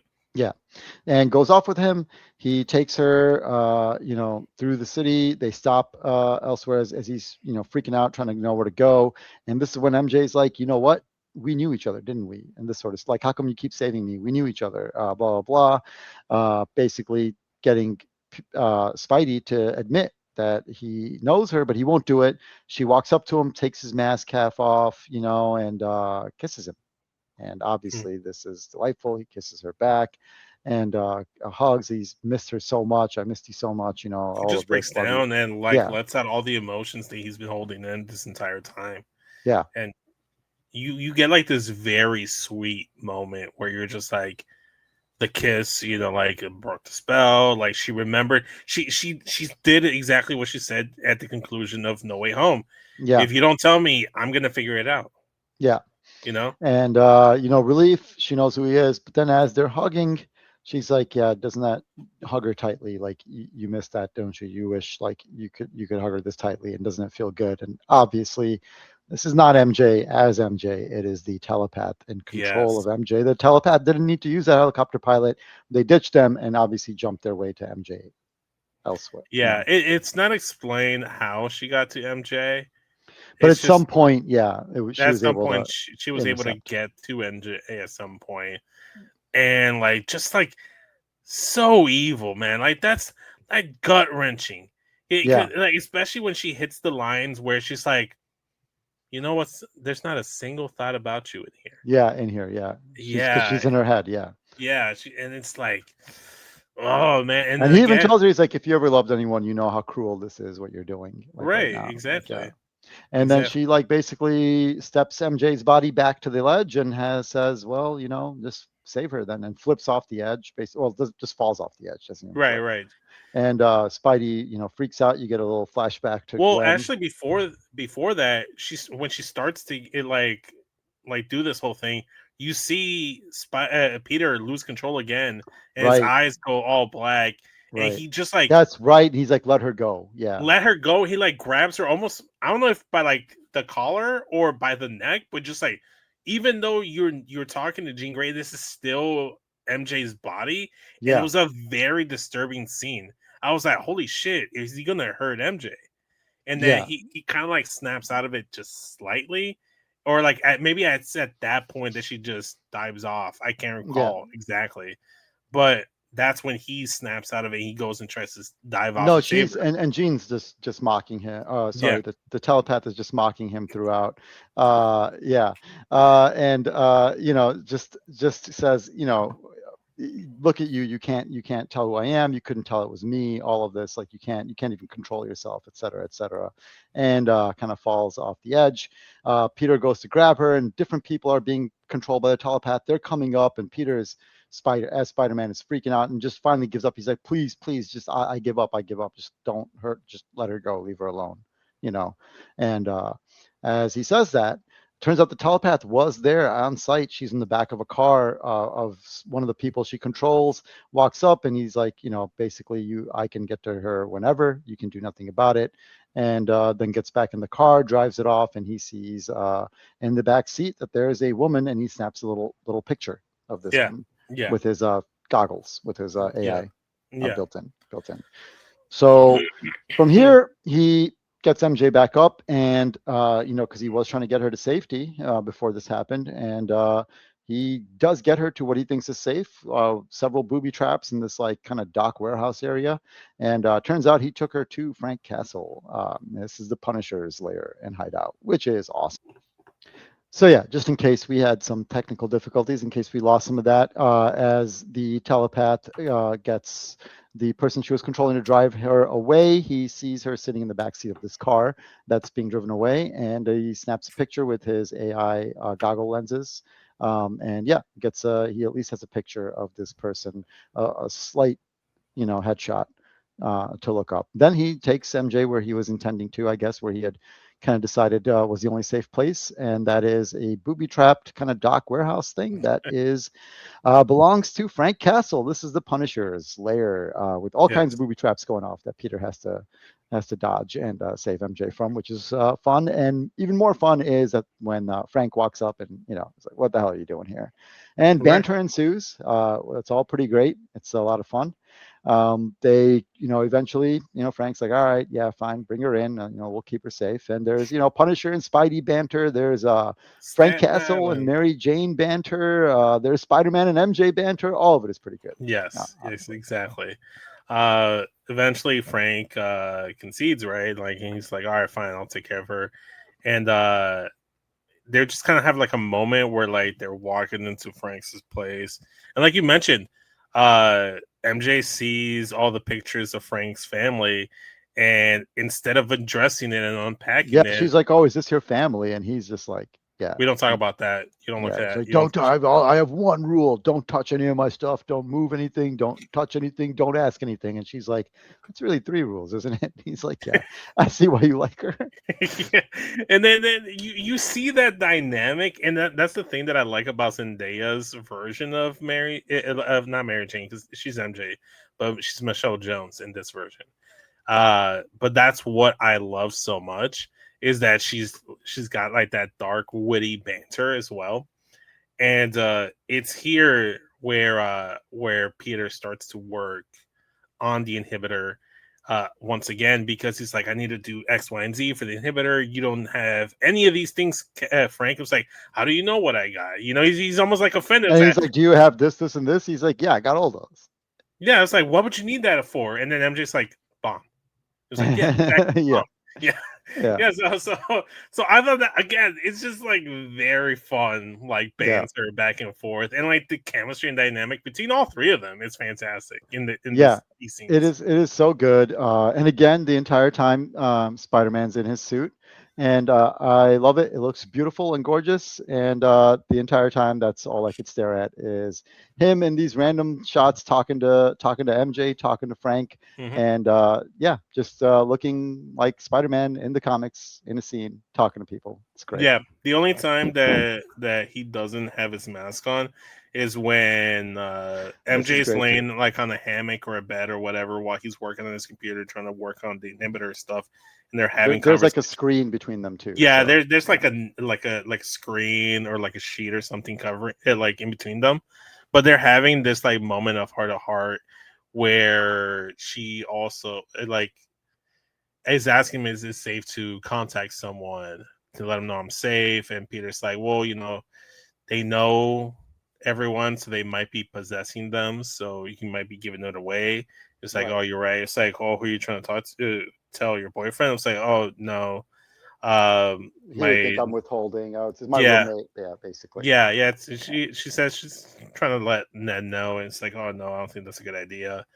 And it just goes on to her asking about, say, "How do you have someone?" And he admitting to her that, "I had someone, I had to let them go just to keep them safe." And she just like shows sympathy towards him and just like lets him know, it's like, "Hey, I'm sorry, that must have been hard." And she wants to get up and help him with the inhibitor. He's like, "Hold up," puts on the mask back on, and she does actually crack the case as to why the inhibitor was overheating. She helps him with the inhibitor. She gives him a tip on his goggles actually putting out radiation that interferes and is causing buildup in the inhibitor. Exactly. And then again, it just kind of unpacks this narrative of like, it feels like this is like MJ says the line is like, "What you're building feels like you're building something to contain a monster," and I don't see a monster here. I just see a guy, a good guy that's going through some changes. And again, that's the thing that Peter has to embrace. He has to embrace that he's just going through changes and mutation. Like similar to the little spider nature channel like video that he was watching. It's more so like he's still going through puberty, essentially with his Spider-Man powers, and that's what's happening. Right. I took off my headset so the cat wouldn't paw at it. Can you still hear me fine? No? Okay. What do you mean? Oh, no, I said you can hear me, right? I can hear you, yes. Okay, good. All right. Just making sure. I'll put that headset back on in a minute. Yeah, that cat is kind of wilding out. But, that might be because she's a little excited. Her name's Mystique. And it's at this point that the AI has run the facial recognition that he had taken that picture of and has identified the person he's been chasing. So hang on. That's what I'm talking about. The person he's been chasing is Jean Grey. To get by a telepath, you need some protection here, as my good friend Eric here knew all about. And Jean Grey, of course, is the titular Marvel girl, later Phoenix of the X-Men. In this, though, she is the telepath that has been hounding Peter Parker this entire time. Yes. Even though you let it slip earlier in the review, but yes, it's revealed to be Jean Grey. So I think at this point, some alert comes going where Jean is attacked. It is at this point that your pathetic, weak Avengers are finally going to be beat down by the true heroes of the MCU. The Mutant Rebellion, the leader of the Mutant Brotherhood, Magneto, will make an introduction at some point, I am sure. But for now, we have Jean Grey, and that is enough. I'm looking forward to the dominance of the X-Men. That has been predicted here by the appearance of Jean Grey. Of yes, and what I liked here is that they introduced Jean Grey. Like I get it's a little weird because Jean Grey isn't necessarily like her specifically doesn't have too much of a continuity relationship with Spider-Man as individuals. Like, yes, they might cross paths when Spider-Man is like X-Men at some point in time. But I thought it was very original. Like, it's the first official canonical mutant in the MCU. Now, whenever this version of Jean Grey shows up, whether that is in Doomsday or Secret Wars or the mutant saga that's slowly going to be built in, I kind of like that they did this because it's very similar to what they did with Peter Parker. They introduced him in a different property, right? In a Captain America. Right. Yeah, it feels like an Avengers film because it's basically an Avengers film, but it's Captain America Civil War.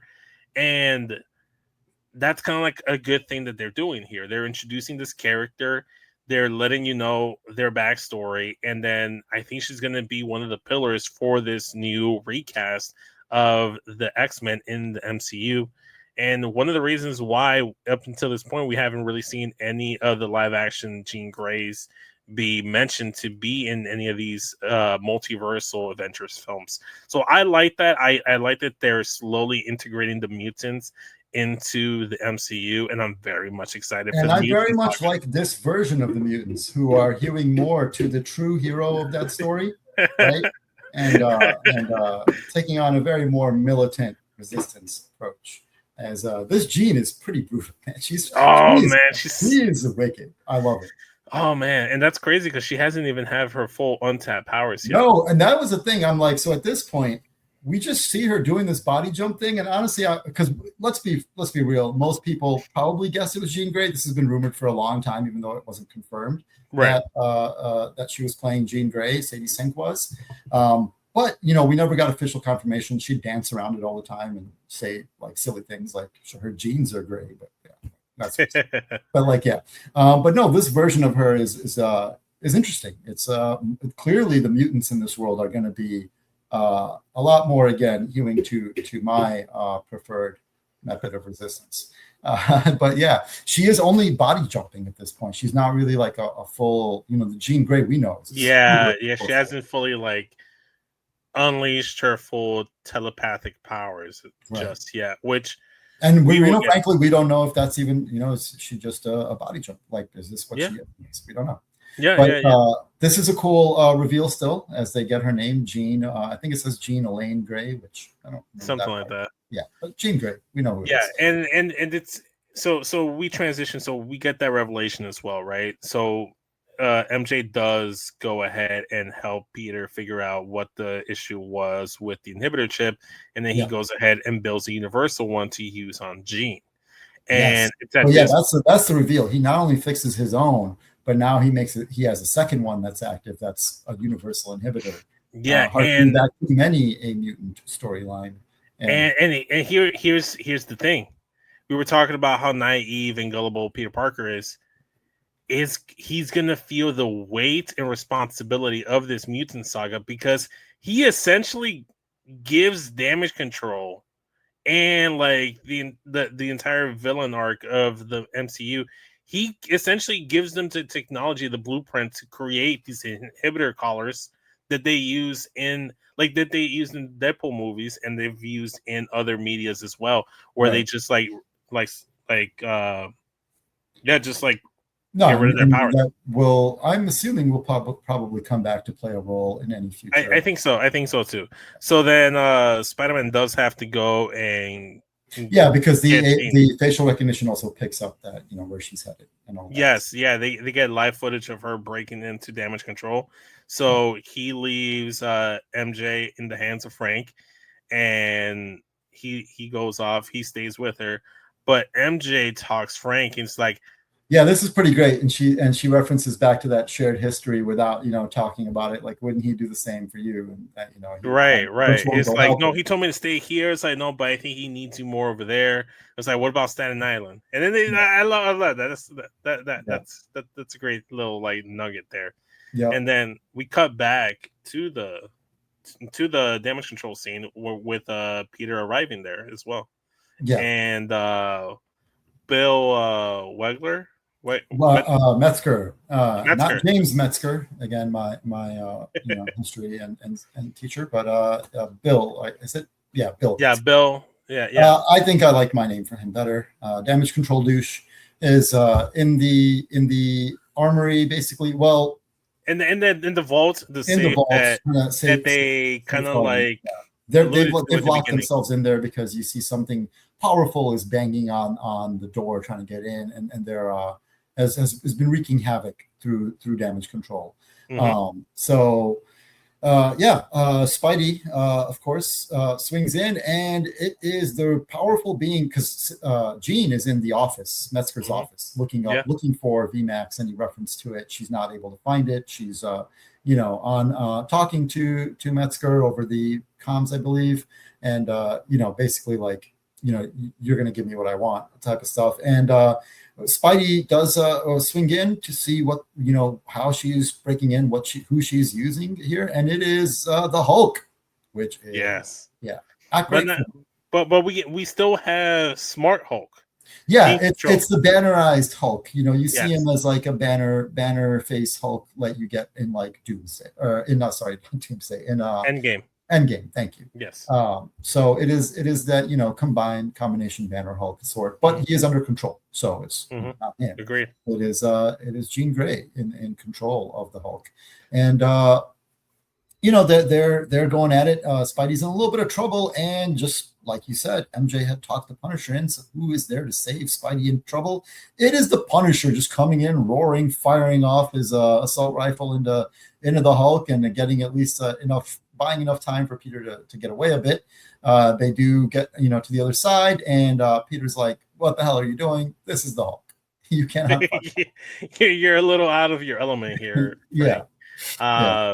No, but before Frank actually shows up, we do see that like he's still like bannerized Hulk, and as he's fighting Spider-Man, he's getting angrier, and the angrier he's getting, the other guy, the true Hulk, is slowly coming out, and Jean is unable to control it.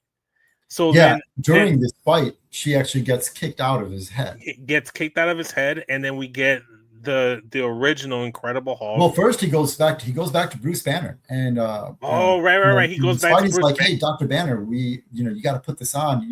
Banner's like, who did I hurt? Because he doesn't know anything. He's got no memory of it, so it's just like a Hulk episode to him. He just sees everything destroyed around him, and he's just tweaking out. And he's like, what's going on? How many people are hurt? Is anybody hurt? Are they okay? What did I do?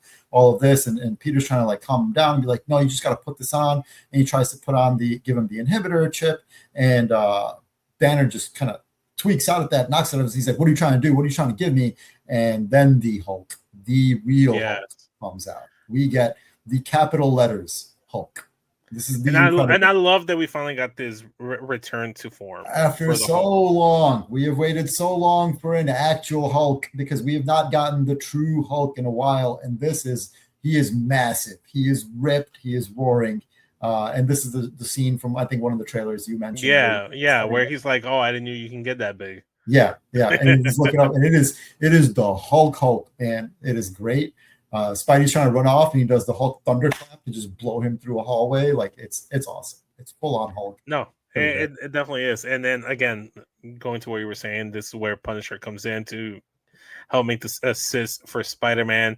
But you could tell that they're trying to come up with a plan, and then Frank's like, "Oh, well, what if I do this? You do that?" I was like, "Are you just trying to get out of fighting the Hulk?"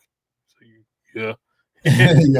Well, he's like, and Spider's like, "Yeah, that's smart, good. You shouldn't fight the Hulk. That's the Hulk." He's like, the real issue is the girl, is Jean. Go stop her, but don't kill her. And it's like, I'm gonna do this way. Yeah. I'm gonna do it my way, you stupid kid. And again, they're just the classic banter. They're the whole dynamic is great. But then which is funny because right here, my friend leaned over to me. One of my friends, so I went to this movie with a lot of people, and one of my friends leaned over to me and he's like, "Do you think Jean controls him?" And I'm like, instantly. And that's exactly what happens. Instantly, instantly. And I'm like, Frank just sees her and is instantly within reach and gets mind controlled right away. She now has control of the goddamn Terminator, the Punisher, of course, fully decked out in his armor and his killing clothes and his killing tools. And while Peter's Spidey is entangled with the Hulk, she sends the Punisher off to the vault. Right. So we get a really cool scene here. I mean, the whole Hulk Spider-Man stuff is really cool. There's fighting back and forth. Spidey trying to web him up to the wall. Hulk breaking out of it, dragging pieces of the wall along with him because he's all webbed to it, and he's like being dragged off the edge of the building, but he's still the Hulk. He just smashes Spider-Man. He's smashing him. That's what Hulk does. Hulk smash. That Spider-Man tried to even the odds, and then like we get like that circle back to the Shocker Gauntlet that he tries to use on Hulk. That's right. He grabs it.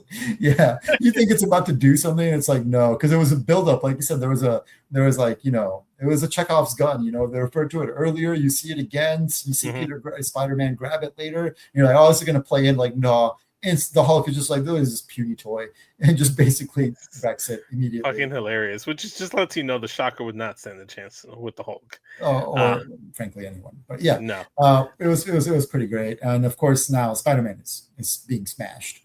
Yeah, he's done for it. Oh, he's done for because after Hulk smashes him, he's now grabbing him and is about to like just kill him. He's going to squeeze him to death. Yeah, he's going to kill him. And Spidey, starts begging. He's like, Dr. Banner, Bruce, it's me. We're friends. It's me. It's Peter. And you see Hulk in his eyes just kind of like change. And in the comics, this is interesting because when Spider-Man's identity is wiped from everybody, the only person who does remember it, to my memory, is the Hulk. It is. Banner's memory gets wiped, but the Hulk's doesn't. Because when he in the comics, when he made the deal with Mephisto to wipe everybody's memory of Peter Parker and Spider-Man, Bruce was not as the Hulk. He was just Bruce Banner. So when the Hulk interacts with him, that's when he recalls. Was like, hey, he knows exactly who he is. The Hulk knows who Peter is. Yeah. My only continuity issue here, and again, like it could be something that could be like tied together later on, is that I don't recall at any points that version of the Hulk interacting with Spider-Man / Peter Parker.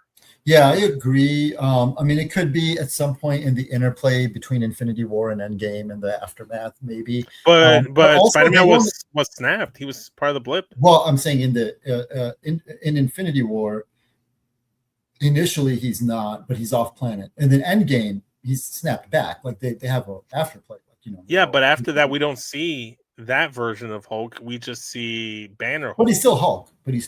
He's Banner Hulk, but he's Hulk. Yeah, they haven't within the continuity. They haven't established that Hulk has any recollection or any, like, we don't know if that's Hulk and Banner. Well, Smart Hulk is Hulk and Banner together. Then later we see Banner in other media where he's got back to Banner and he's inhibiting Hulk. So my personal belief is that unless said otherwise, I think that's its own personality. That's like some other person, and it's just straight up Banner. But regardless, it doesn't quite matter because they don't actually explicitly say this. I'm alluding to the comics, which do explicitly, like, Hulk knows it's Peter. But in this movie, that's not actually clear. They actually kind of make it seem like the fact that Spider-Man says, "I'm your friend," it's your friend. Like that's what kind of gets the Hulk. Yeah, it's not necessarily the identity of Peter Parker. Maybe it's not. more so that him saying it's like, we're friends.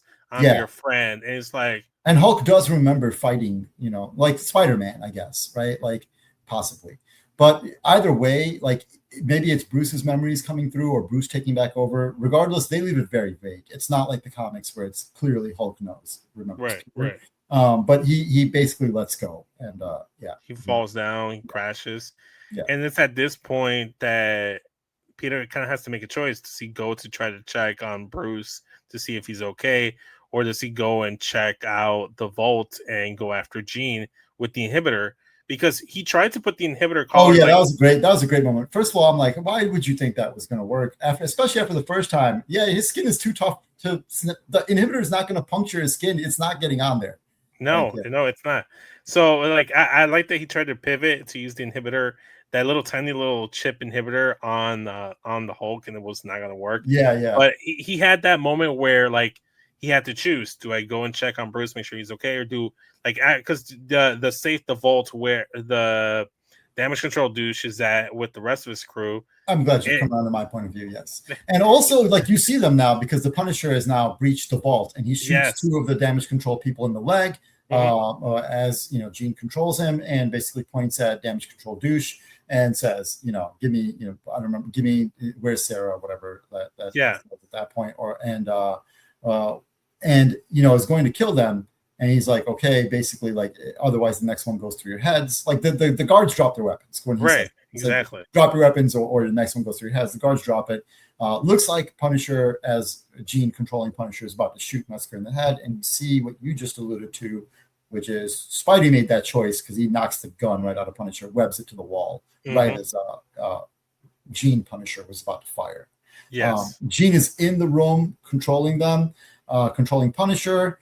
And Spider-Man swings in and snaps that inhibitor chip onto Jean. And then webs it down just for safety measures, for security measures, and making sure it does not come off.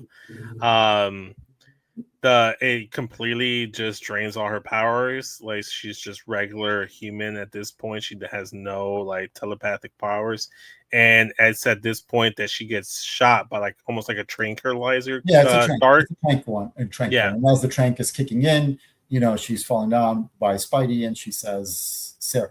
Sarah. Yeah, she says Sarah. She gets taken into by damage control custody after the fallout of these events. Banner as well. It looks like he's being taken to a medical facility, but my little like headcanon is that I think he's also going to be like imprisoned by damage control. Well, he is, because they said they're taking him to a psychiatric facility because they think, like, to all the world, it seems like the Hulk just lost control. Yeah, but that's not exactly what happened. Right. And then that's where Spider-Man tries to talk to damage control douche, and he's like, "Hey, dude, does Sarah mean anything?" Yeah. What does that mean to you? Yeah. Does that mean anything to you? It's like, Sarah is like. There was somebody, I think, I remember she was in my head. I think she picked that somebody. It's from my memory. She picked it up. Yeah, so that was the last thing I remembered. She might have just like been like residuals from like my memories and stuff like that.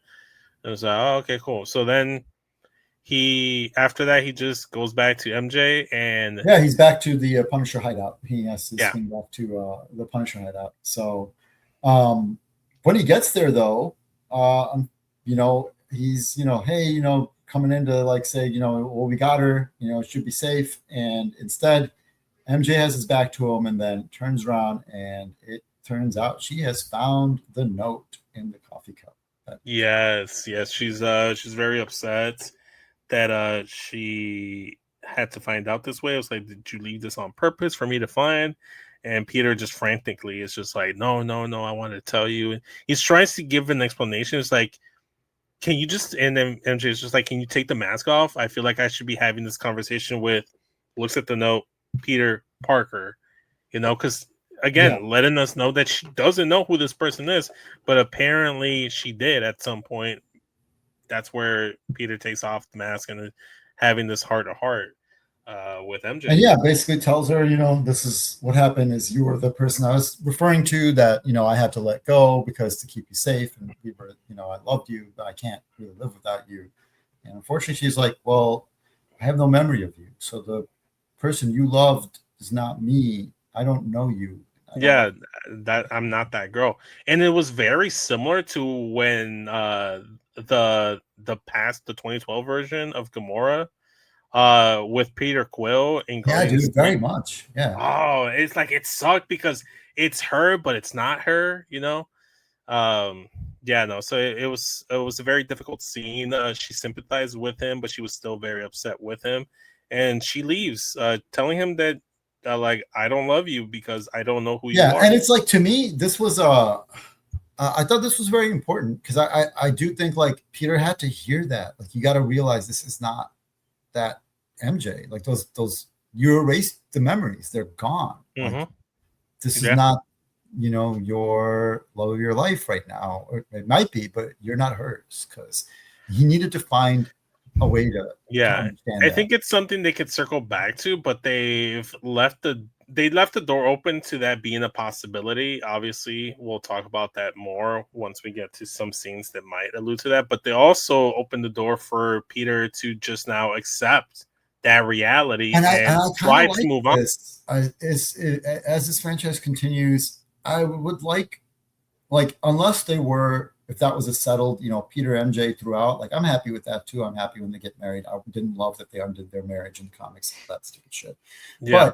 But Brand New Day alludes to the fact that in the comics, even though these movies don't really follow at all the comics that they're taking their titles from in terms of like Age of Apocalypse or Age of Ultron or Brand New Day or any of those, none of those really follow those storylines.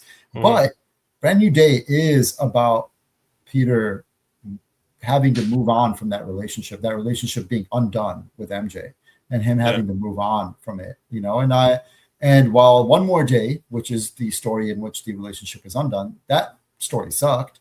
Brand New Day was actually really good, and launched a new chapter of Spider-Man, Peter Parker, and I think in the movies it would be nice to, if this isn't going to be like a continuous, them growing together as a couple, if it's just like constantly trying to win her back, I would rather they move on for a little bit. I think so. I think it will be will they, won't they kind of situation where they'd be platonical friends in this universe. You could see an introduction of a Felicia Hardy, Black Cat, could be a new love interest for Peter in the next film or the second. Yeah, Felicia. You can have Gwen come back. Gwen Stacy. There was a Cindy in the class with Banner. Could there be in this universe? Could he have some sort of relationship with a Cindy Moon? Maybe. Right. Right. So there's definitely some paths that they can go by, right? But yeah, it would be nice to explore some other relationships for Peter. But going back to the film, MJ does walk away and then does this awkward tail tuck between her legs. So it's like, Ashley, I don't have my phone. Could you actually take me? And what's funny is I was thinking like she was going to run into those booby traps outside. I'm like, wait, where are you going, girl? Because Frank Castle's got the whole place wired up. Right, exactly. And it's probably like the saddest Spider-Man swing I've ever fucking seen and experienced. Yeah, because he's just carrying her silently back. Yeah. Drops her off. He's getting ready to leave, and then she, I guess, feels bad for him and invites him to come upstairs to like say Yeah, they're hello. gonna say goodbye, but then she thinks like, hang on, like they did say goodbye, and he's turning to Yeah. leave, but he's just kind of standing there, and she's like, wait, do you want to say come? Do you want to come upstairs? To say hello to Ned at least. And he's like, yes, I would love that.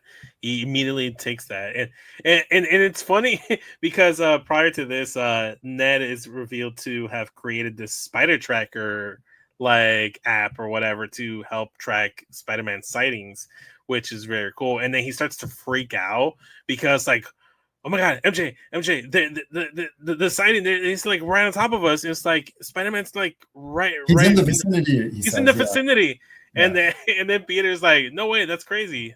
Yeah, and then he just like loses his shits. Yeah, it's pretty cool. Like they have an extended hangout. Is it Legos? They're like building more Star Wars. Yeah, they're building more Star Wars Legos. And they're just like seamlessly, it's best friends forever, just like, hanging out there. But Peter as Spider-Man in full costume, which again, yes. Yeah. But it was great because like that was very heartwarming to see their dynamic, their friendships, even without knowing each other like that. Like it's almost like muscle memory, which again we'll allude to later. But Ned starts to like wanting to ask questions and stuff like that, and then they're all stupid questions, which is great. And they're all stupid questions, which on brand for Ned. Yeah, like and then eventually on rooftops type of shit. Like, ask him about the web fluids, and the web shooter. And he's like, no, I kind of have an idea of how you might do that. And then he's like, okay, well, maybe it's this and this. And then he's like, oh, fine, keep your secrets, And then like good. they do this like Lord of the Rings like whole like a quote off, or they quote the film, and then they had like this whole nerd off and stuff.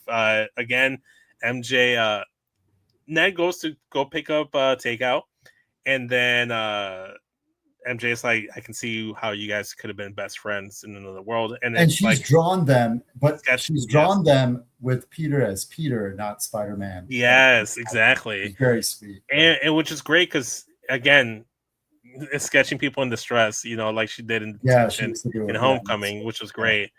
And then that's when Peter reveals to her that it's like, hey, you know what?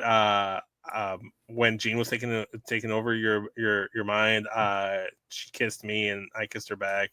I'm sorry. I thought you should know. And she tells him she has no memory of it, which triggers something for Peter to finally break out of his naivete. Yes, he breaks out of his naivete. He's like, oh, okay, so damage control douche, he lied to me because he's over here talking about Sarah. There's no way he could have known if you have no memory. Just like, it's just like that was so scary about it. MJ reveals it's just like instantaneous. 1 minute was this, and then the next is after the it's just complete blackouts. He contacts Yelena once again to because he's now knows that they're lying to him, so he has Yelena look that up, and he says, by the way, which is great because he does it there at their apartment, so off their computer, and so Ned comes in with the takeout and is tweaking out because Black Widow is on his the new Black Widow is on. It's like, oh, the Sandman has friends. yeah, it's really great. Yelena's happy that, oh my god, you got friends. Good for you, because you definitely didn't have any last time I saw you. But that's where we kind of have like the reveal that she reveals to Spider-Man that, oh, this is Jean Grey. He asked her to look up. What she can find on the Sarah person and damage control. And Yelena reveals that they had pretty much attempted to delete all records of it, but Sarah was Jean Grey's sister and was taken by damage control. And This is when Peter realizes that he has actually been helping the villain, and the person who we thought the villain was not entirely the villain. Which I kind of knew was going to be the situation. And well, yes, of course. But he now realizes it, and he also realizes, he says, "Oh my God!" Like he says it out loud, like, "Oh, I delivered her to the people that took her sister." Like, yes, like I just did. I think it's at this point is when we get the like a flashback sequence of Jean with her sister Sarah, and how Sarah's the one that taught her how to use her jumping ability to possess other people. and we see the scene where Damage Control takes Sarah, and Jean gets like possessed by her sister to keep her safe, and then by the time she snaps out of the mind control, by that point, Damage Control is gone, having snatched her up off the street. So same difference, honestly. But yeah, and then I think that's when we cut back to Jean waking up in like this room, like they have prepared the Magneto room ish for her. They've got the distance that she's being kept at, because they know from having kept Sarah. So they've got her in a little fake room in a cage that's visible. As the fake walls retract, you see that it's actually a cage within a larger room that is well beyond the 33-foot jump distance that she has. But they've got the inhibitor chip on her that Spider-Man had, and they're going to disable it, and they're going to now torture her. They're going to run her through, because they found a way to prod these jumps with Sarah when they had Sarah. And he tells her, like, you're going to finish what Sarah started, and you're going to help us honor her sacrifice. So and throughout this whole time, she keeps asking about Sarah, and he refuses to say anything. He just completely no-sells her and ignores her. Yeah, like, Sarah was helping us, and now you're going to help us, basically, is what he says. Yeah. And the way that she's going to do that, help us, is, again, they're going to trigger jumps, and they're going to measure her mind, and their goal is kind of measure her synaptic pathways and kind of see what happens in her brain when these jumps happen, to try to map that process and maybe recreate it, for themselves. And weaponize it essentially. And it's brutal, man. They're torturing her. They're just triggering jump after jump after jump. She's in clear pain. She's not even anywhere she can jump to. They're just triggering the process so that her brain does what it does when it jumps. There's nowhere to go, so it just snaps back, rubber band yo-yos right back to her. And they're just doing it one after another. You see her literally being tortured, just in absolute pain. And at this point, Spider-Man, of course, jumps out, the window of Ned and MJ's apartment, where he has to go save Jean now from damage control. And MJ yells out, "Be careful, Peter," which shocks Ned a little bit. It's like, Spider-Man's name is Peter? Yeah. That's great. I like that. It was a great little spot. And again, I love more when Peter finally arrives to damage control, and he's like talking with the guards, and he does the whole little, it's like, hold up. Not in high school anymore. Yeah, we're not in high school anymore. Got to stretch. Like, you guys should stretch. Which, again, I liked it, because it was kind of like letting us know this isn't the same Peter from Homecoming. He's not in high school anymore. It's a different Peter. Yeah, and again, the fight sequences were so cool. Yeah, he wrecks these dudes. It's pretty sweet. Fantastic, man. Into the building, and he is trying to get in there to save Jean Grey. So he fights his way through in that awesome fight sequence, like you just said, and he is attempting to make it in there. The DC damage control douche is while he's torturing Jean, gets the notification that Spider-Man's there. Yeah, we have an intruder on base, and he takes the hand. Which, by the way, we should have mentioned this earlier. The hand it works for damage control. That should have been an obvious freaking tell. Yeah, that should have been a red Spider-Man. That way back when Spidey first went to the damage control building, one of the many skeevy things that they had was just members of the hand just milling about, and they were like, "No, it's cool. Like, we show them the error of the ways. They work for us now, or whatever." Yeah, they were just young kids looking for some leadership, some guidance, some direction. Yeah, some direction. That's them. They're good now. Which had Spider-Man actually gotten a chance to speak more to his lawyer in No Way Home than perhaps he would have gotten. Well, his lawyer is currently incarcerated. Got clued in. I'm saying at that time, maybe he would have gotten clued in as to the nature of the hand. That's true. But he didn't get that chance. So, and he is gullible as shit. So now the hand has been dispatched, by damage control douche to go confront Spidey. And continues to make his way in, and what happens in the meantime as he goes in there is that they are continuing to torture Jean, and she is like on the verge of basically passing out. As they stop, she's all really clearly going through it, kind of like bloody nose type shit, and she goes back on the chair, and as she looks up, the air vent above her has a label that's slightly ripped, And the vent is by a company or a model that says VentMax. And the Ent part of it is ripped off, so it just says VMAX. And that was the last image that Sarah had beamed to her head, basically in that moment of death that allowed her powers to reach. Yeah, it wasn't like it wasn't a project. No, it wasn't what Jean thought it was. It wasn't like some secret that she was trying to give to Jean or anything. It was literally her sister's last words. It's the last thing she saw. Yeah, it's the last thing thought she had, because it's the last thing she saw was the words V Max. And then that just snaps. That just yeah. Jean realizes that this is where that's the last thing she saw. This is where she died. And yes, it turns out no, Jean Grey is not just a 33-foot mind body snatcher jumper. She's Jean Grey, and she powers the fuck up. And she goes.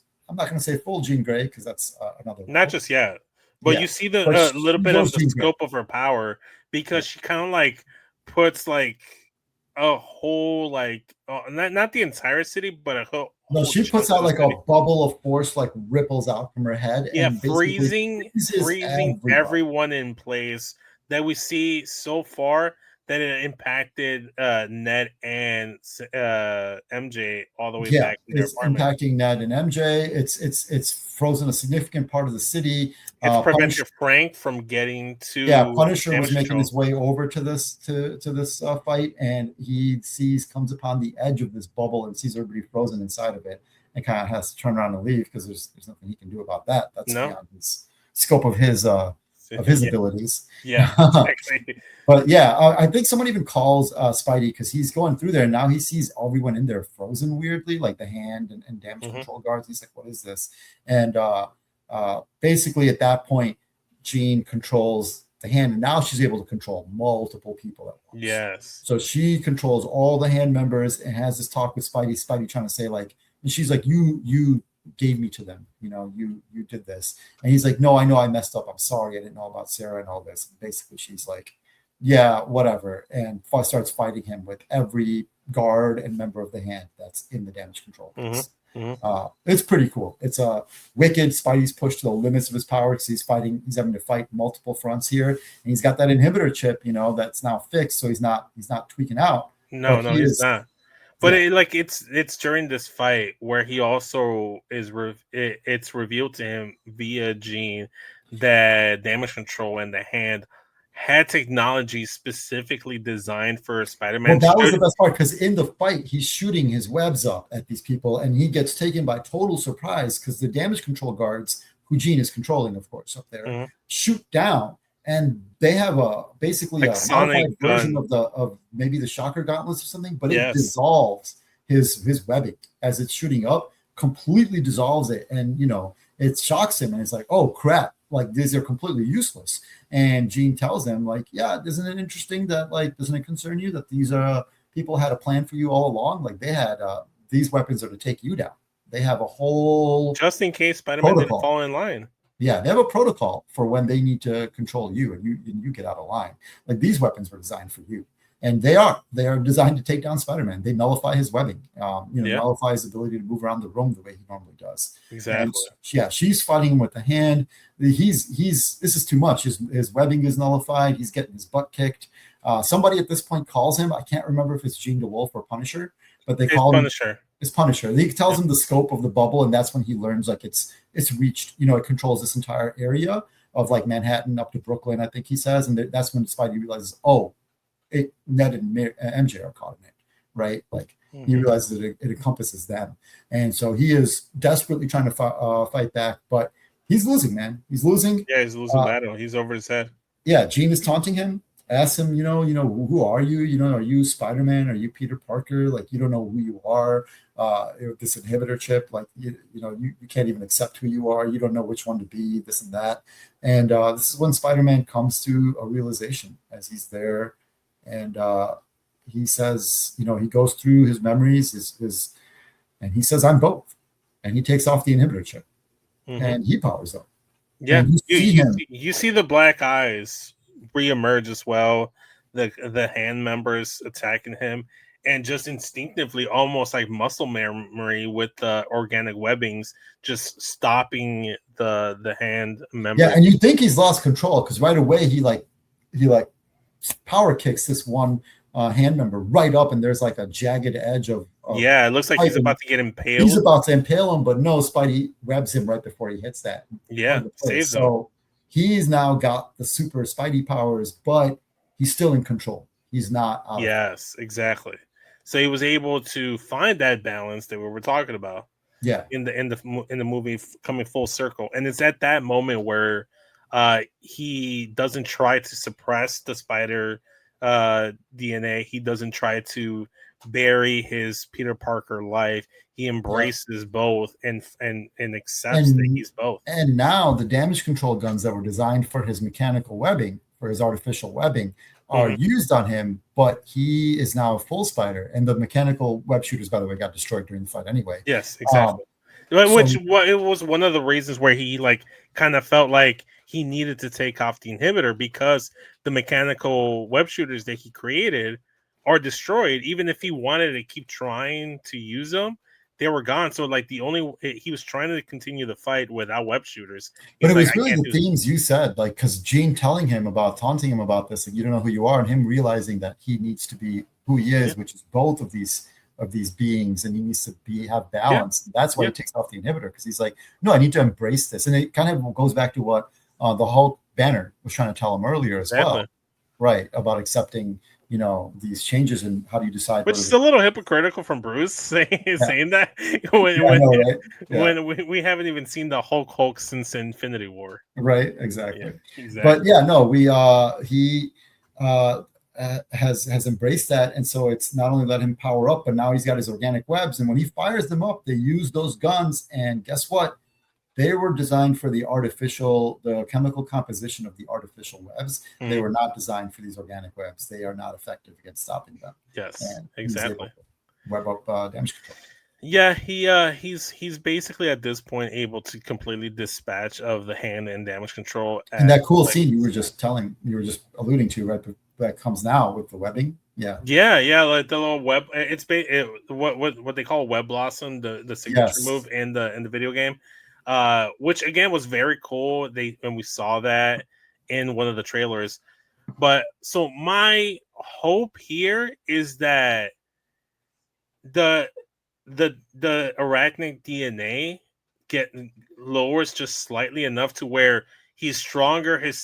We also get to see enhanced spider sense, because the ninja stars get thrown at him. Yeah, he basically has Neo from the Matrix abilities. But classic Spider-Man abilities, really. Classic Spider-Man. I'm hoping he gets all the upgrades except for the organic web.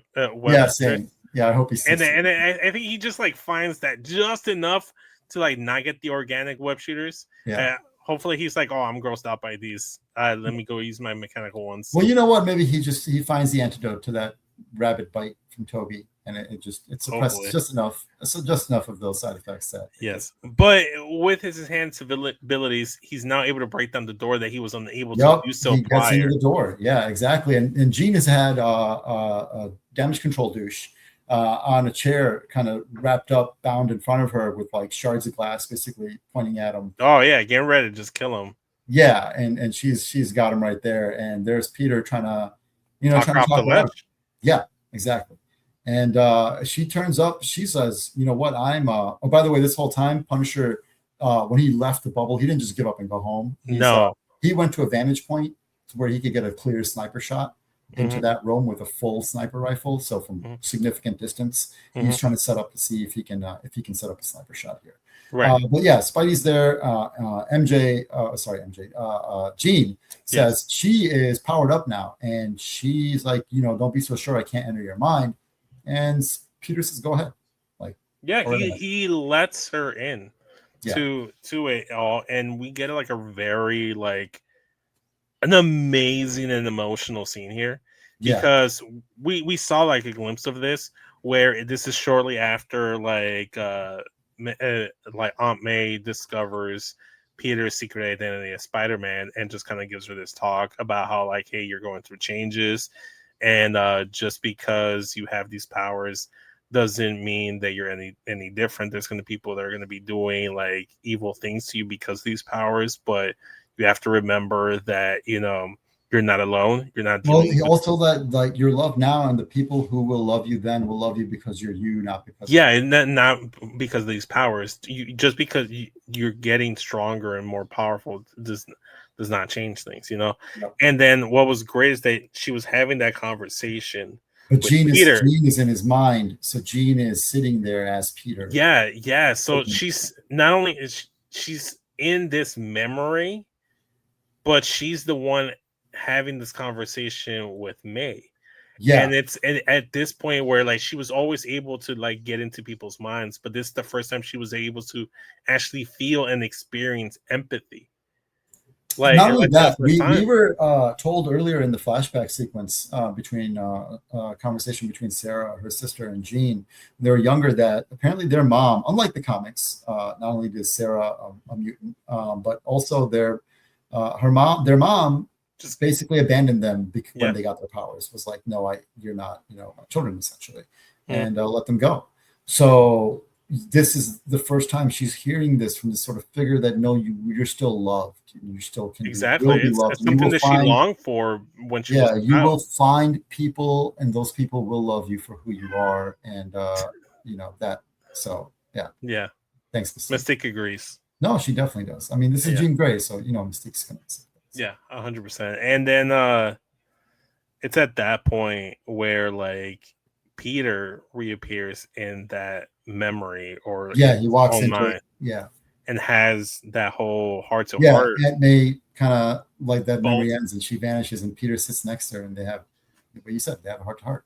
Yeah. And then she's like, well, I'm alone, I have nobody. It was like, you don't have you have me. Basically, like letting her know, it's like, hey, look. And he even said, you know, I tried what you tried, and I realized now that I can't do that. Like I was going it alone, and I did think I didn't need anyone. I know, Mystique, it's very powerful. And powerful message. Yeah, and it's not. It turns out we do need people. You know, we do need connection. We do need people, and it's not. You know, that's not how we can do this. In fact, Frank tells him this earlier in the movie. Because Peter's like, no, I'm just like you. You know, I don't have anyone. Because Frank is like, oh, that's your girlfriend. You know, he's like, no, I'm just like you. I don't have anyone. Frank's like, just like me. What are you talking about? Like, you think I choose to be like this? Everyone I loved is dead.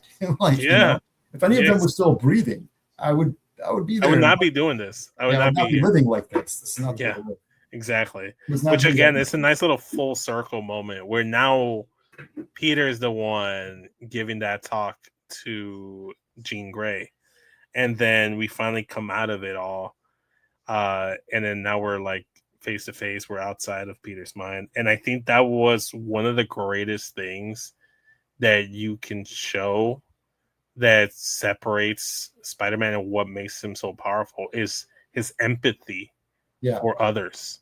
And not only that, I love that there's a lot of ways where Spider-Man in different media and comics, you know, where Spider-Man first meets the X-Men, and they kind of don't really see eye to eye, or then they do, then they don't. And this is a great way for Spider-Man to have immediate, like, develop an empathy with the X-Men before the existence of the X-Men, really, but, you know, to find this common ground. And it's a cool way to retell the story in this. Yeah, and again, like, what's the one thing that Spider-Man always feels? He has this sense of responsibility, and if his technology does fall into the hands of Damage Control, because he gave him basically like the blueprint of how to do this, he's gonna feel this huge responsibility towards the entire mutants. Yeah, if this like, is not just way, the X-Men. If it comes back the way you and I are kind of expecting it to, then it's gonna definitely. Yeah, and man, that's gonna eat up at him. I already know.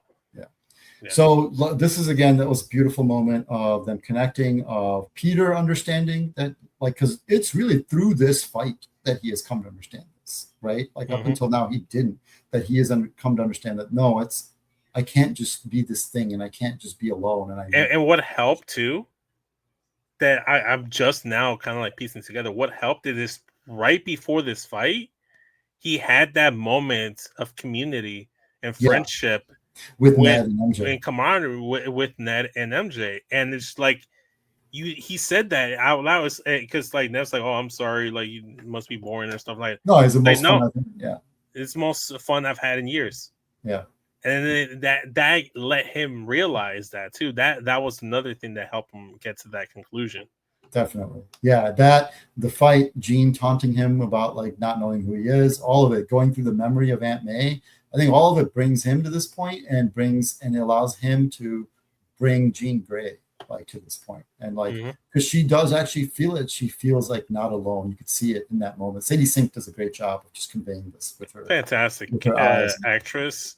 I have not. I was never like a Stranger Things fanatic, so I never really got to see her work there.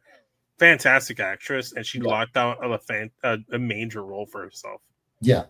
This is awesome. Like she did great. She kicked butt with this role. It was like you said, just an awesome actress, man. And she conveys this part really good of her like really being affected by first the Aunt May speech and the memory, and then connecting with Peter, and then having Peter say, "No, you have me. Like we need each other because neither of us have people." Unfortunately, that all gets cut short quickly because and abruptly. Peter senses an incoming danger. Yeah. Instantly. And what is that danger, Bosch? It is he snaps out of the memory because he feels it coming into the room before they're still in the memory, and he feels it like an invading danger on its way, and he snaps him out of this memory, and he just senses the sniper rifle shot that Frank Castle has taken, because the two of them were so perfectly still this entire time that he took a clear shot for Jean Grey. Credit to Frank Castle, because that is smart for him to be like, there's no way for me to get in here and have this superpower battle, but I can get to a vantage point and I can end all this with a sniper shot like that. That's smart, regardless of the gun violence, shooting a teenager part of it. But like, if you're trying to the moral aspect of things, but if you're trying to take a super villain, this is a Punisher who I understand. This is the tactically smart Punisher. Yes, Spider-Man, however, takes that bullet for Jean Grey. Yeah, he actually moves to save her, and you see him save her, and it's like because he snaps out of that memory, and he's like, "Oh snap, the bullet's coming!" Saves her. And you're like, is Jean okay? She's okay. And it's like, oh no, she's okay. I'm okay. And he looks down and there's blood on her hand. And she's like, no, I'm okay. And she looks at him, and that's because he's the one who got shot when he moved to take it out. Falls to the floor. He's telling her to get out of here because now they're coming. They're coming for you, and you have to get out of here. And she's like, no, I'm not going to leave you. She's trying to save him. She's trying to figure out, to keep pressure on. But there's blood now pooling on the floor. Behind Spider-Man. And Frank sees the aftermath of his shot as well. You're wondering if this is the end of like Tom Holland Spider-Man, right? A little bit at this point. Because they did tease, because they were asking, are you going to come back for more Spider-Man and stuff like that? And Tom was being a little tongue-in-cheek about it. He was like, oh, if it depends on how this one goes, if they'll have me for more, I'll come back. But they did a really good moment. And then what really solidified this was Jean just now finding someone that she felt like she could relate to. Yeah. And like she might be losing this person. It became very traumatic. And then not only that, but it was very traumatic for Frank, because he's like, he just my God. Yeah, I just shot like Spider-Man. Yeah, his friend, really. Yeah, his friend. And it almost broke him. Like someone that he genuinely cares about, someone that he cares about since his family, and he was the cause of it all. And the next thing you see as Spidey passes out is Jean refuses to leave, even though Spidey insists that she do. Yeah, she's like, look at me, and then you could see that she's kind of using her powers. Yep, she's trying to use her telekinetic powers in this instance as well as her telepathic powers. I think that's what you saw with her trying to like keep him together, essentially. That's how I read it anyway. Yeah, almost kind of like when you put pressure on the wound, try to stop the bleeding. That's essentially kind of like what she did. Yeah, and then that great shot of Frank carrying the Punisher is carrying in Spider-Man into the hospital, which is again taken straight out of a panel from the comics. Yeah, it was cool as hell. It was heartbreaking, but it was also cool to just see this gut-wrenched, anguished Punisher rushing through the hospital doors with Spider-Man, in his arms. And that was awesome, because you do see him in his bedside as time has passed. Right? Yeah, this time has passed. Before you even see that, though, there is the news tells, because everybody's worried, and they say, like, Spider-Man's been rushed. He's been in critical condition. The person who saved New York from all these threats and disasters and villains and the city coming together to Ned and MJ seeing it on the news. Mm-hmm. Yeah, exactly. Exactly what you were saying. The city coming together. Mm-hmm.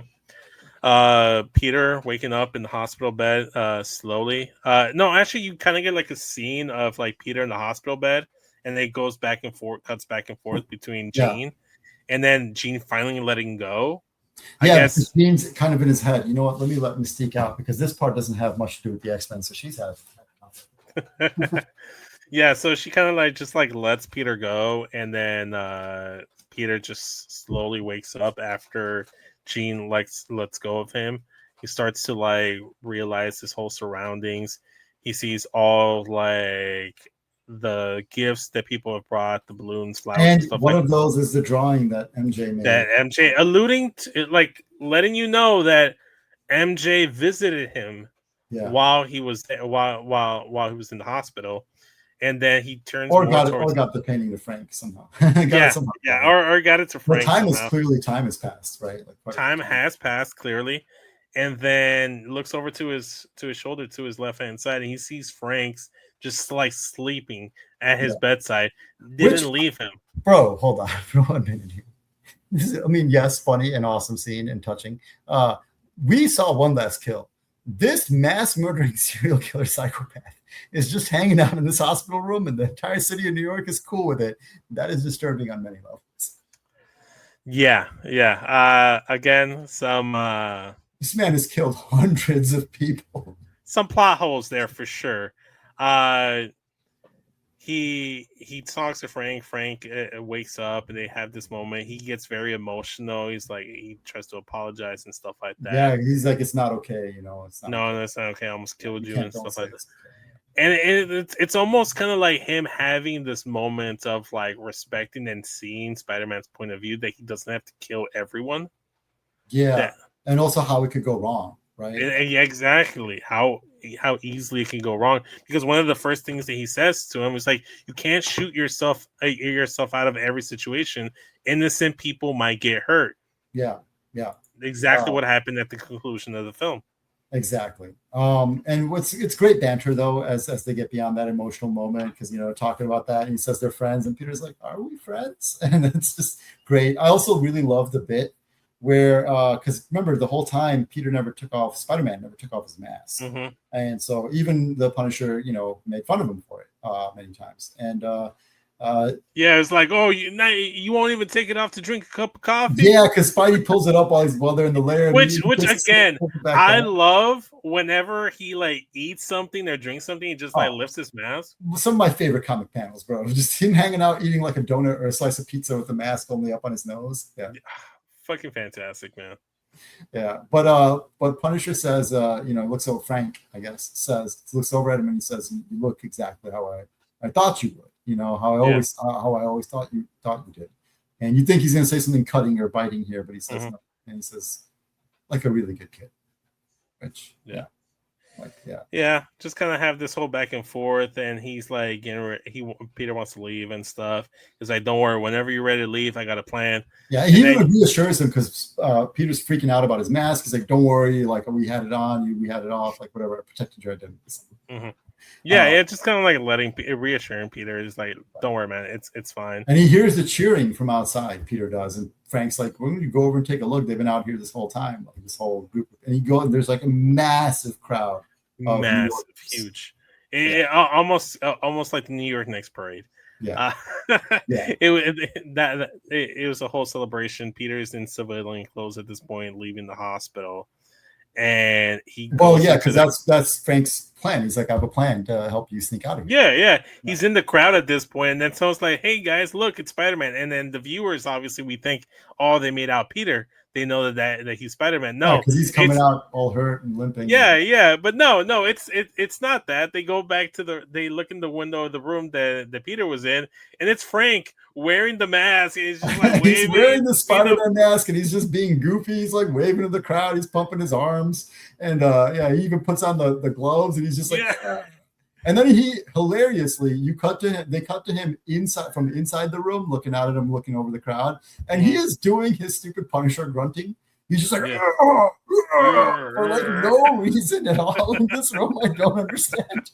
Like no one's there. No one can hear him. No one's there. This is not a fight. What are you doing? Doing? No, and it's great. Peter's able to actually see the impact and the good he's done. Like he sees that little kid in Spider-Man, like shoots him with the web shooter. He does the same thing back to him, and I loved it because it looked very similar to his original homemade suit that he had in Homecoming at the end of that film as well. Yeah, and then he gets on the. I think it was a Miles shout out for a minute, but that kid's hair. Was I thought maybe it could be a Miles shout out, but I was like, I don't think so. Like it could be, but again, the kid was a little too young, and like maybe not, but it was kind of a vague enough, like the kid in the Iron Man sequence, that supposedly like Peter like shooting. Yeah. I mean, they did confirm that was in fact Peter Parker, not Tom Holland, obviously portraying him, but that was him. Right. So a similar moment there, but yeah, he heads out. I know that we do get a shot here of Jean Grey in a bus, and she looks like she is heading upstate. I'm gonna guess a place called Westchester. But aside from that, we do cut back to Peter. He's on the phone. He's talking to Jean DeWolf. Jean DeWolf, He knows her kids' names now. He doesn't think it's called Poppy. Exactly. And in the middle of their conversation, she's just kind of like checking in on him, and then they get like this like phone calls talking about like a bank robbery, and Ham's like, "Oh, I'll be right there. I'm not that far." I was like, "No, take time for yourself. Just rest. Just kind of like again being that motherly figure that he hasn't had since. Like we can handle a bank robbery. Yeah, we can handle. Just chill." And he actually listens. He actually takes the advice and listens. He goes. I think he goes back to the bodega as well. Well, actually, probably before going to the bodega, we actually see a scene where MJ is on top of the roof of their high school while she's holding the Black Dahlia necklace that Peter gave him. Yeah, alluding to like, will there be more? Like, does she remember something? Yeah. Because one thing that I noticed, and I didn't see a lot of people talk about this, was when Jean had everybody mind frozen, everyone was just kind of like frozen and like scared. But MJ was crying. But MJ was crying, almost like could Jean had unlocked some memory? Maybe. Although, like, I think because of the nature of the spell, the memories aren't locked. They're like gone.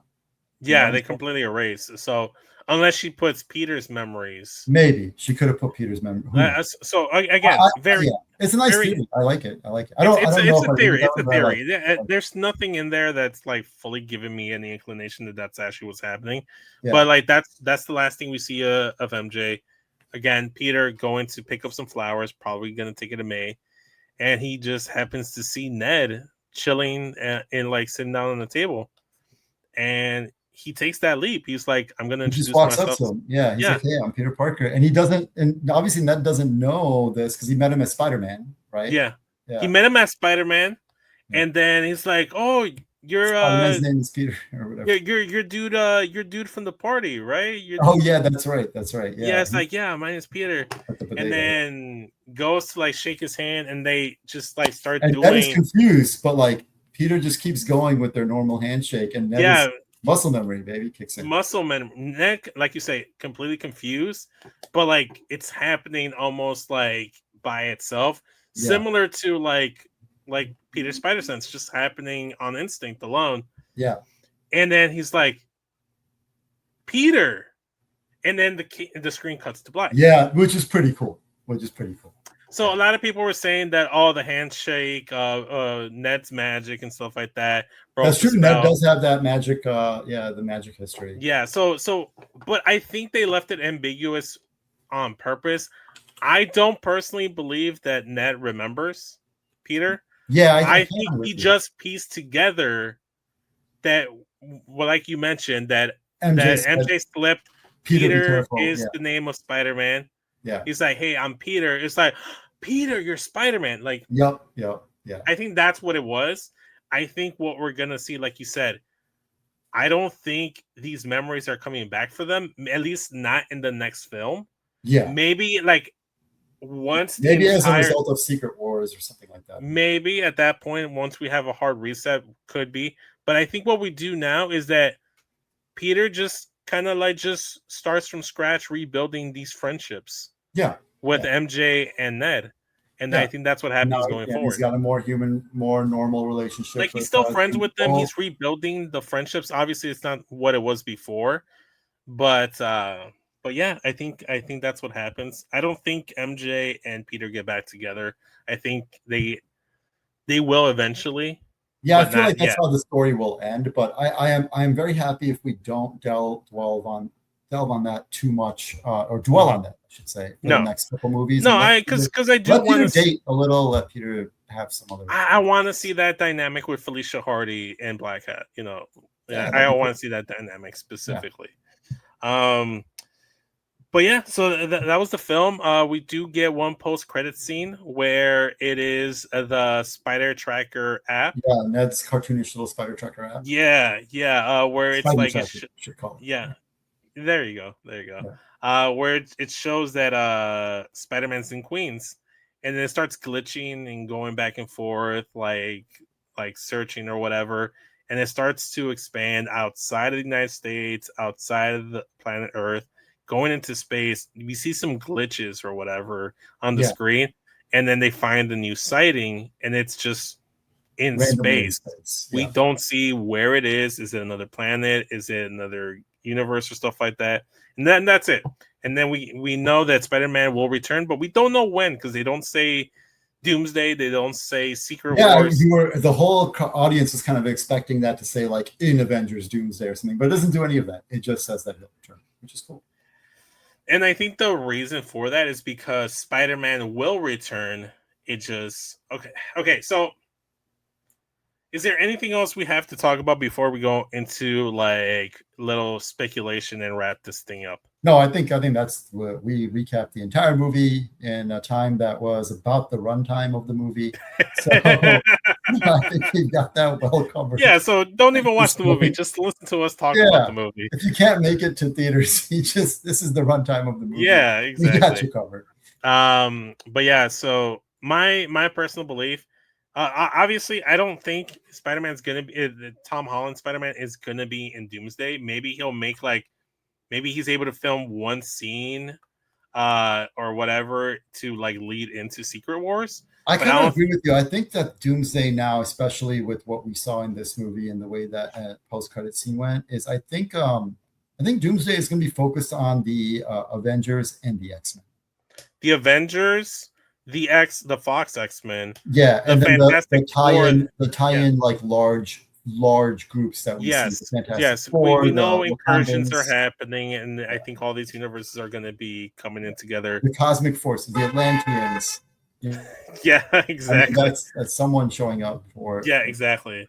But the Atlanteans, the Wakandans, the FF, the Avengers, and then the Fox universe. Which will be.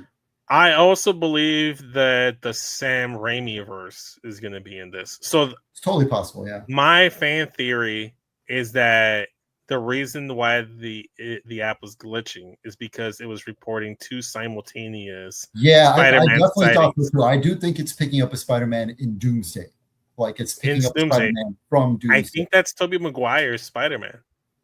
Yeah, or Andrews, but yeah. No, I think it's going to be Tobey. I think I feel because they made reference to Peter too, which is Tobey. You do got to get that antidote so Peter can get rid of his bite. Yes, exactly. Tom Holland can get rid of his and then Doomsday / Secret Wars kind of feels like a swan song, like a farewell to the Fox universe. But I think Deadpool versus Wolverine was definitely that swan song. But this is an addendum, like a proper. Yeah, they're like a proper end to. I did those really characters. like though the way Deadpool and Wolverine did the Green Day Good Riddance song. I thought it was great. But I think they're also gonna lump in Toby and maybe even Andrew. But Toby for sure, I think is. I think so. My theory is, I think everything else that happens, they will loop in, like you said. I agree with you. I think they will pull in like all of this other stuff, whether it's specifically Toby or Andrew or whatever. I don't know, but I think they'll pull in other Fantastic Four, Spider-Man stuff. Maybe even other universes, other Blade, Ghost Rider, whatever. It could be anyone, right? Punishers. But I think everyone except for the X-Men, in terms of like non-MCU, I think outside of the MCU characters, the only ones who are going to play a major part, in my opinion, are the X-Men. I think everybody else is going to be shown in like basically dying or some scene like that. That's my theory. That's my guess. Yeah, I guess we'll see. I mean, obviously, it's gonna like echo like what we saw in Infinity War, where they face the big bad, they lose, then they take that big L, and then they had to regroup and get that final concluding victory in Secret War. I think to make it a little different than Infinity War, they might even make it so that they win, but they don't realize what that win cost them. And the win is actually like they think they win, but in reality, Doom got Secret Wars, the way he wanted to set up, and that the Avengers think they beat him, but in reality they don't. That's my guess, because I don't know if they want to mirror exactly what happened in Infinity War with like the No, I don't think they will mirror, honestly, but we'll see. But we'll save the fan speculation for later. But I think this is it for this recap. Yeah. What did you think of the movie, man? It was overall, I think I liked it a lot. I think it was 10 out of 10. I think it might be my favorite Spider-Man live action film. That's tough, man. I got a lot of connection to Spider-Man 2, which I think Spider-Man 2 it's Spider-Man 2 or this. And I think Spider-Man 2 still is like the pinnacle of superhero films, like alongside like The Dark Knight and Logan. Yes. Like I think those are like the three great superhero movies. Very different, each of them. But yeah, I think but in terms of favorite and best, it's a tough call. I do like, it might be Spider-Man 2, but I like this a lot. I think I would say this is a better movie. Like it's better shot, it's better structured, it has fewer flaws than most of the other Spider-Man, but especially the MCU stuff. I think this is one of the much better as a film, structurally, visually, directing, like the effects, the practical effects, the shot locations. I liked what they did in this a lot better. So I think I'm hoping it carries forward. Director Destin Daniel Cretton was awesome with this, the director of Shang-Chi. Once I found out, it's like, oh, the dude directed Shang-Chi? Yeah. Oh man, this is gonna kill. They're gonna fucking kill it. Yeah. All the comic book cover homages, just I think they did such a good job of making this. I'm so glad they changed directors. And you can see night and day, like completely different.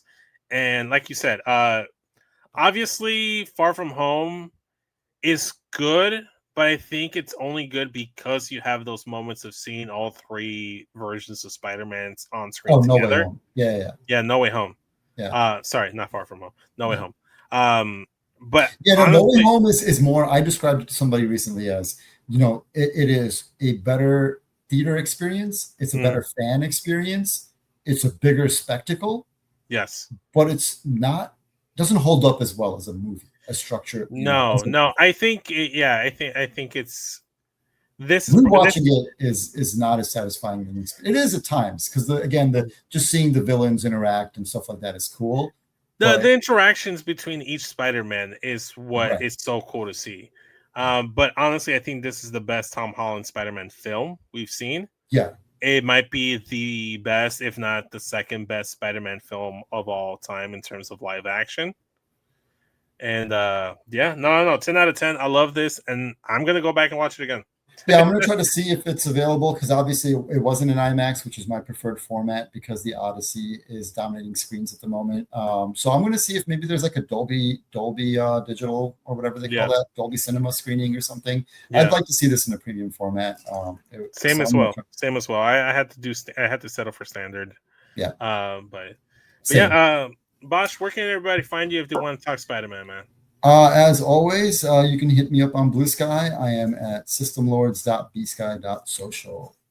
All right. And you can follow me on social media at SESvince. You can follow the show at 606 Universe on Twitter, on Instagram, on social media. We're on YouTube as well at 606 Universe. Go check out at Wallop Media Inc. as well. They be dropping a lot of fun content there as well. For that being said, we prepare for the reign of mutants, people. Your time of your weak ass Avengers is over. I'm very much excited for this mutant saga for sure. Magneto was right, guys. Magneto was right, and he was right to guide you guys over here. We'll catch you guys on the next one. Talk more comics. Later, y'all. Peace was never an option.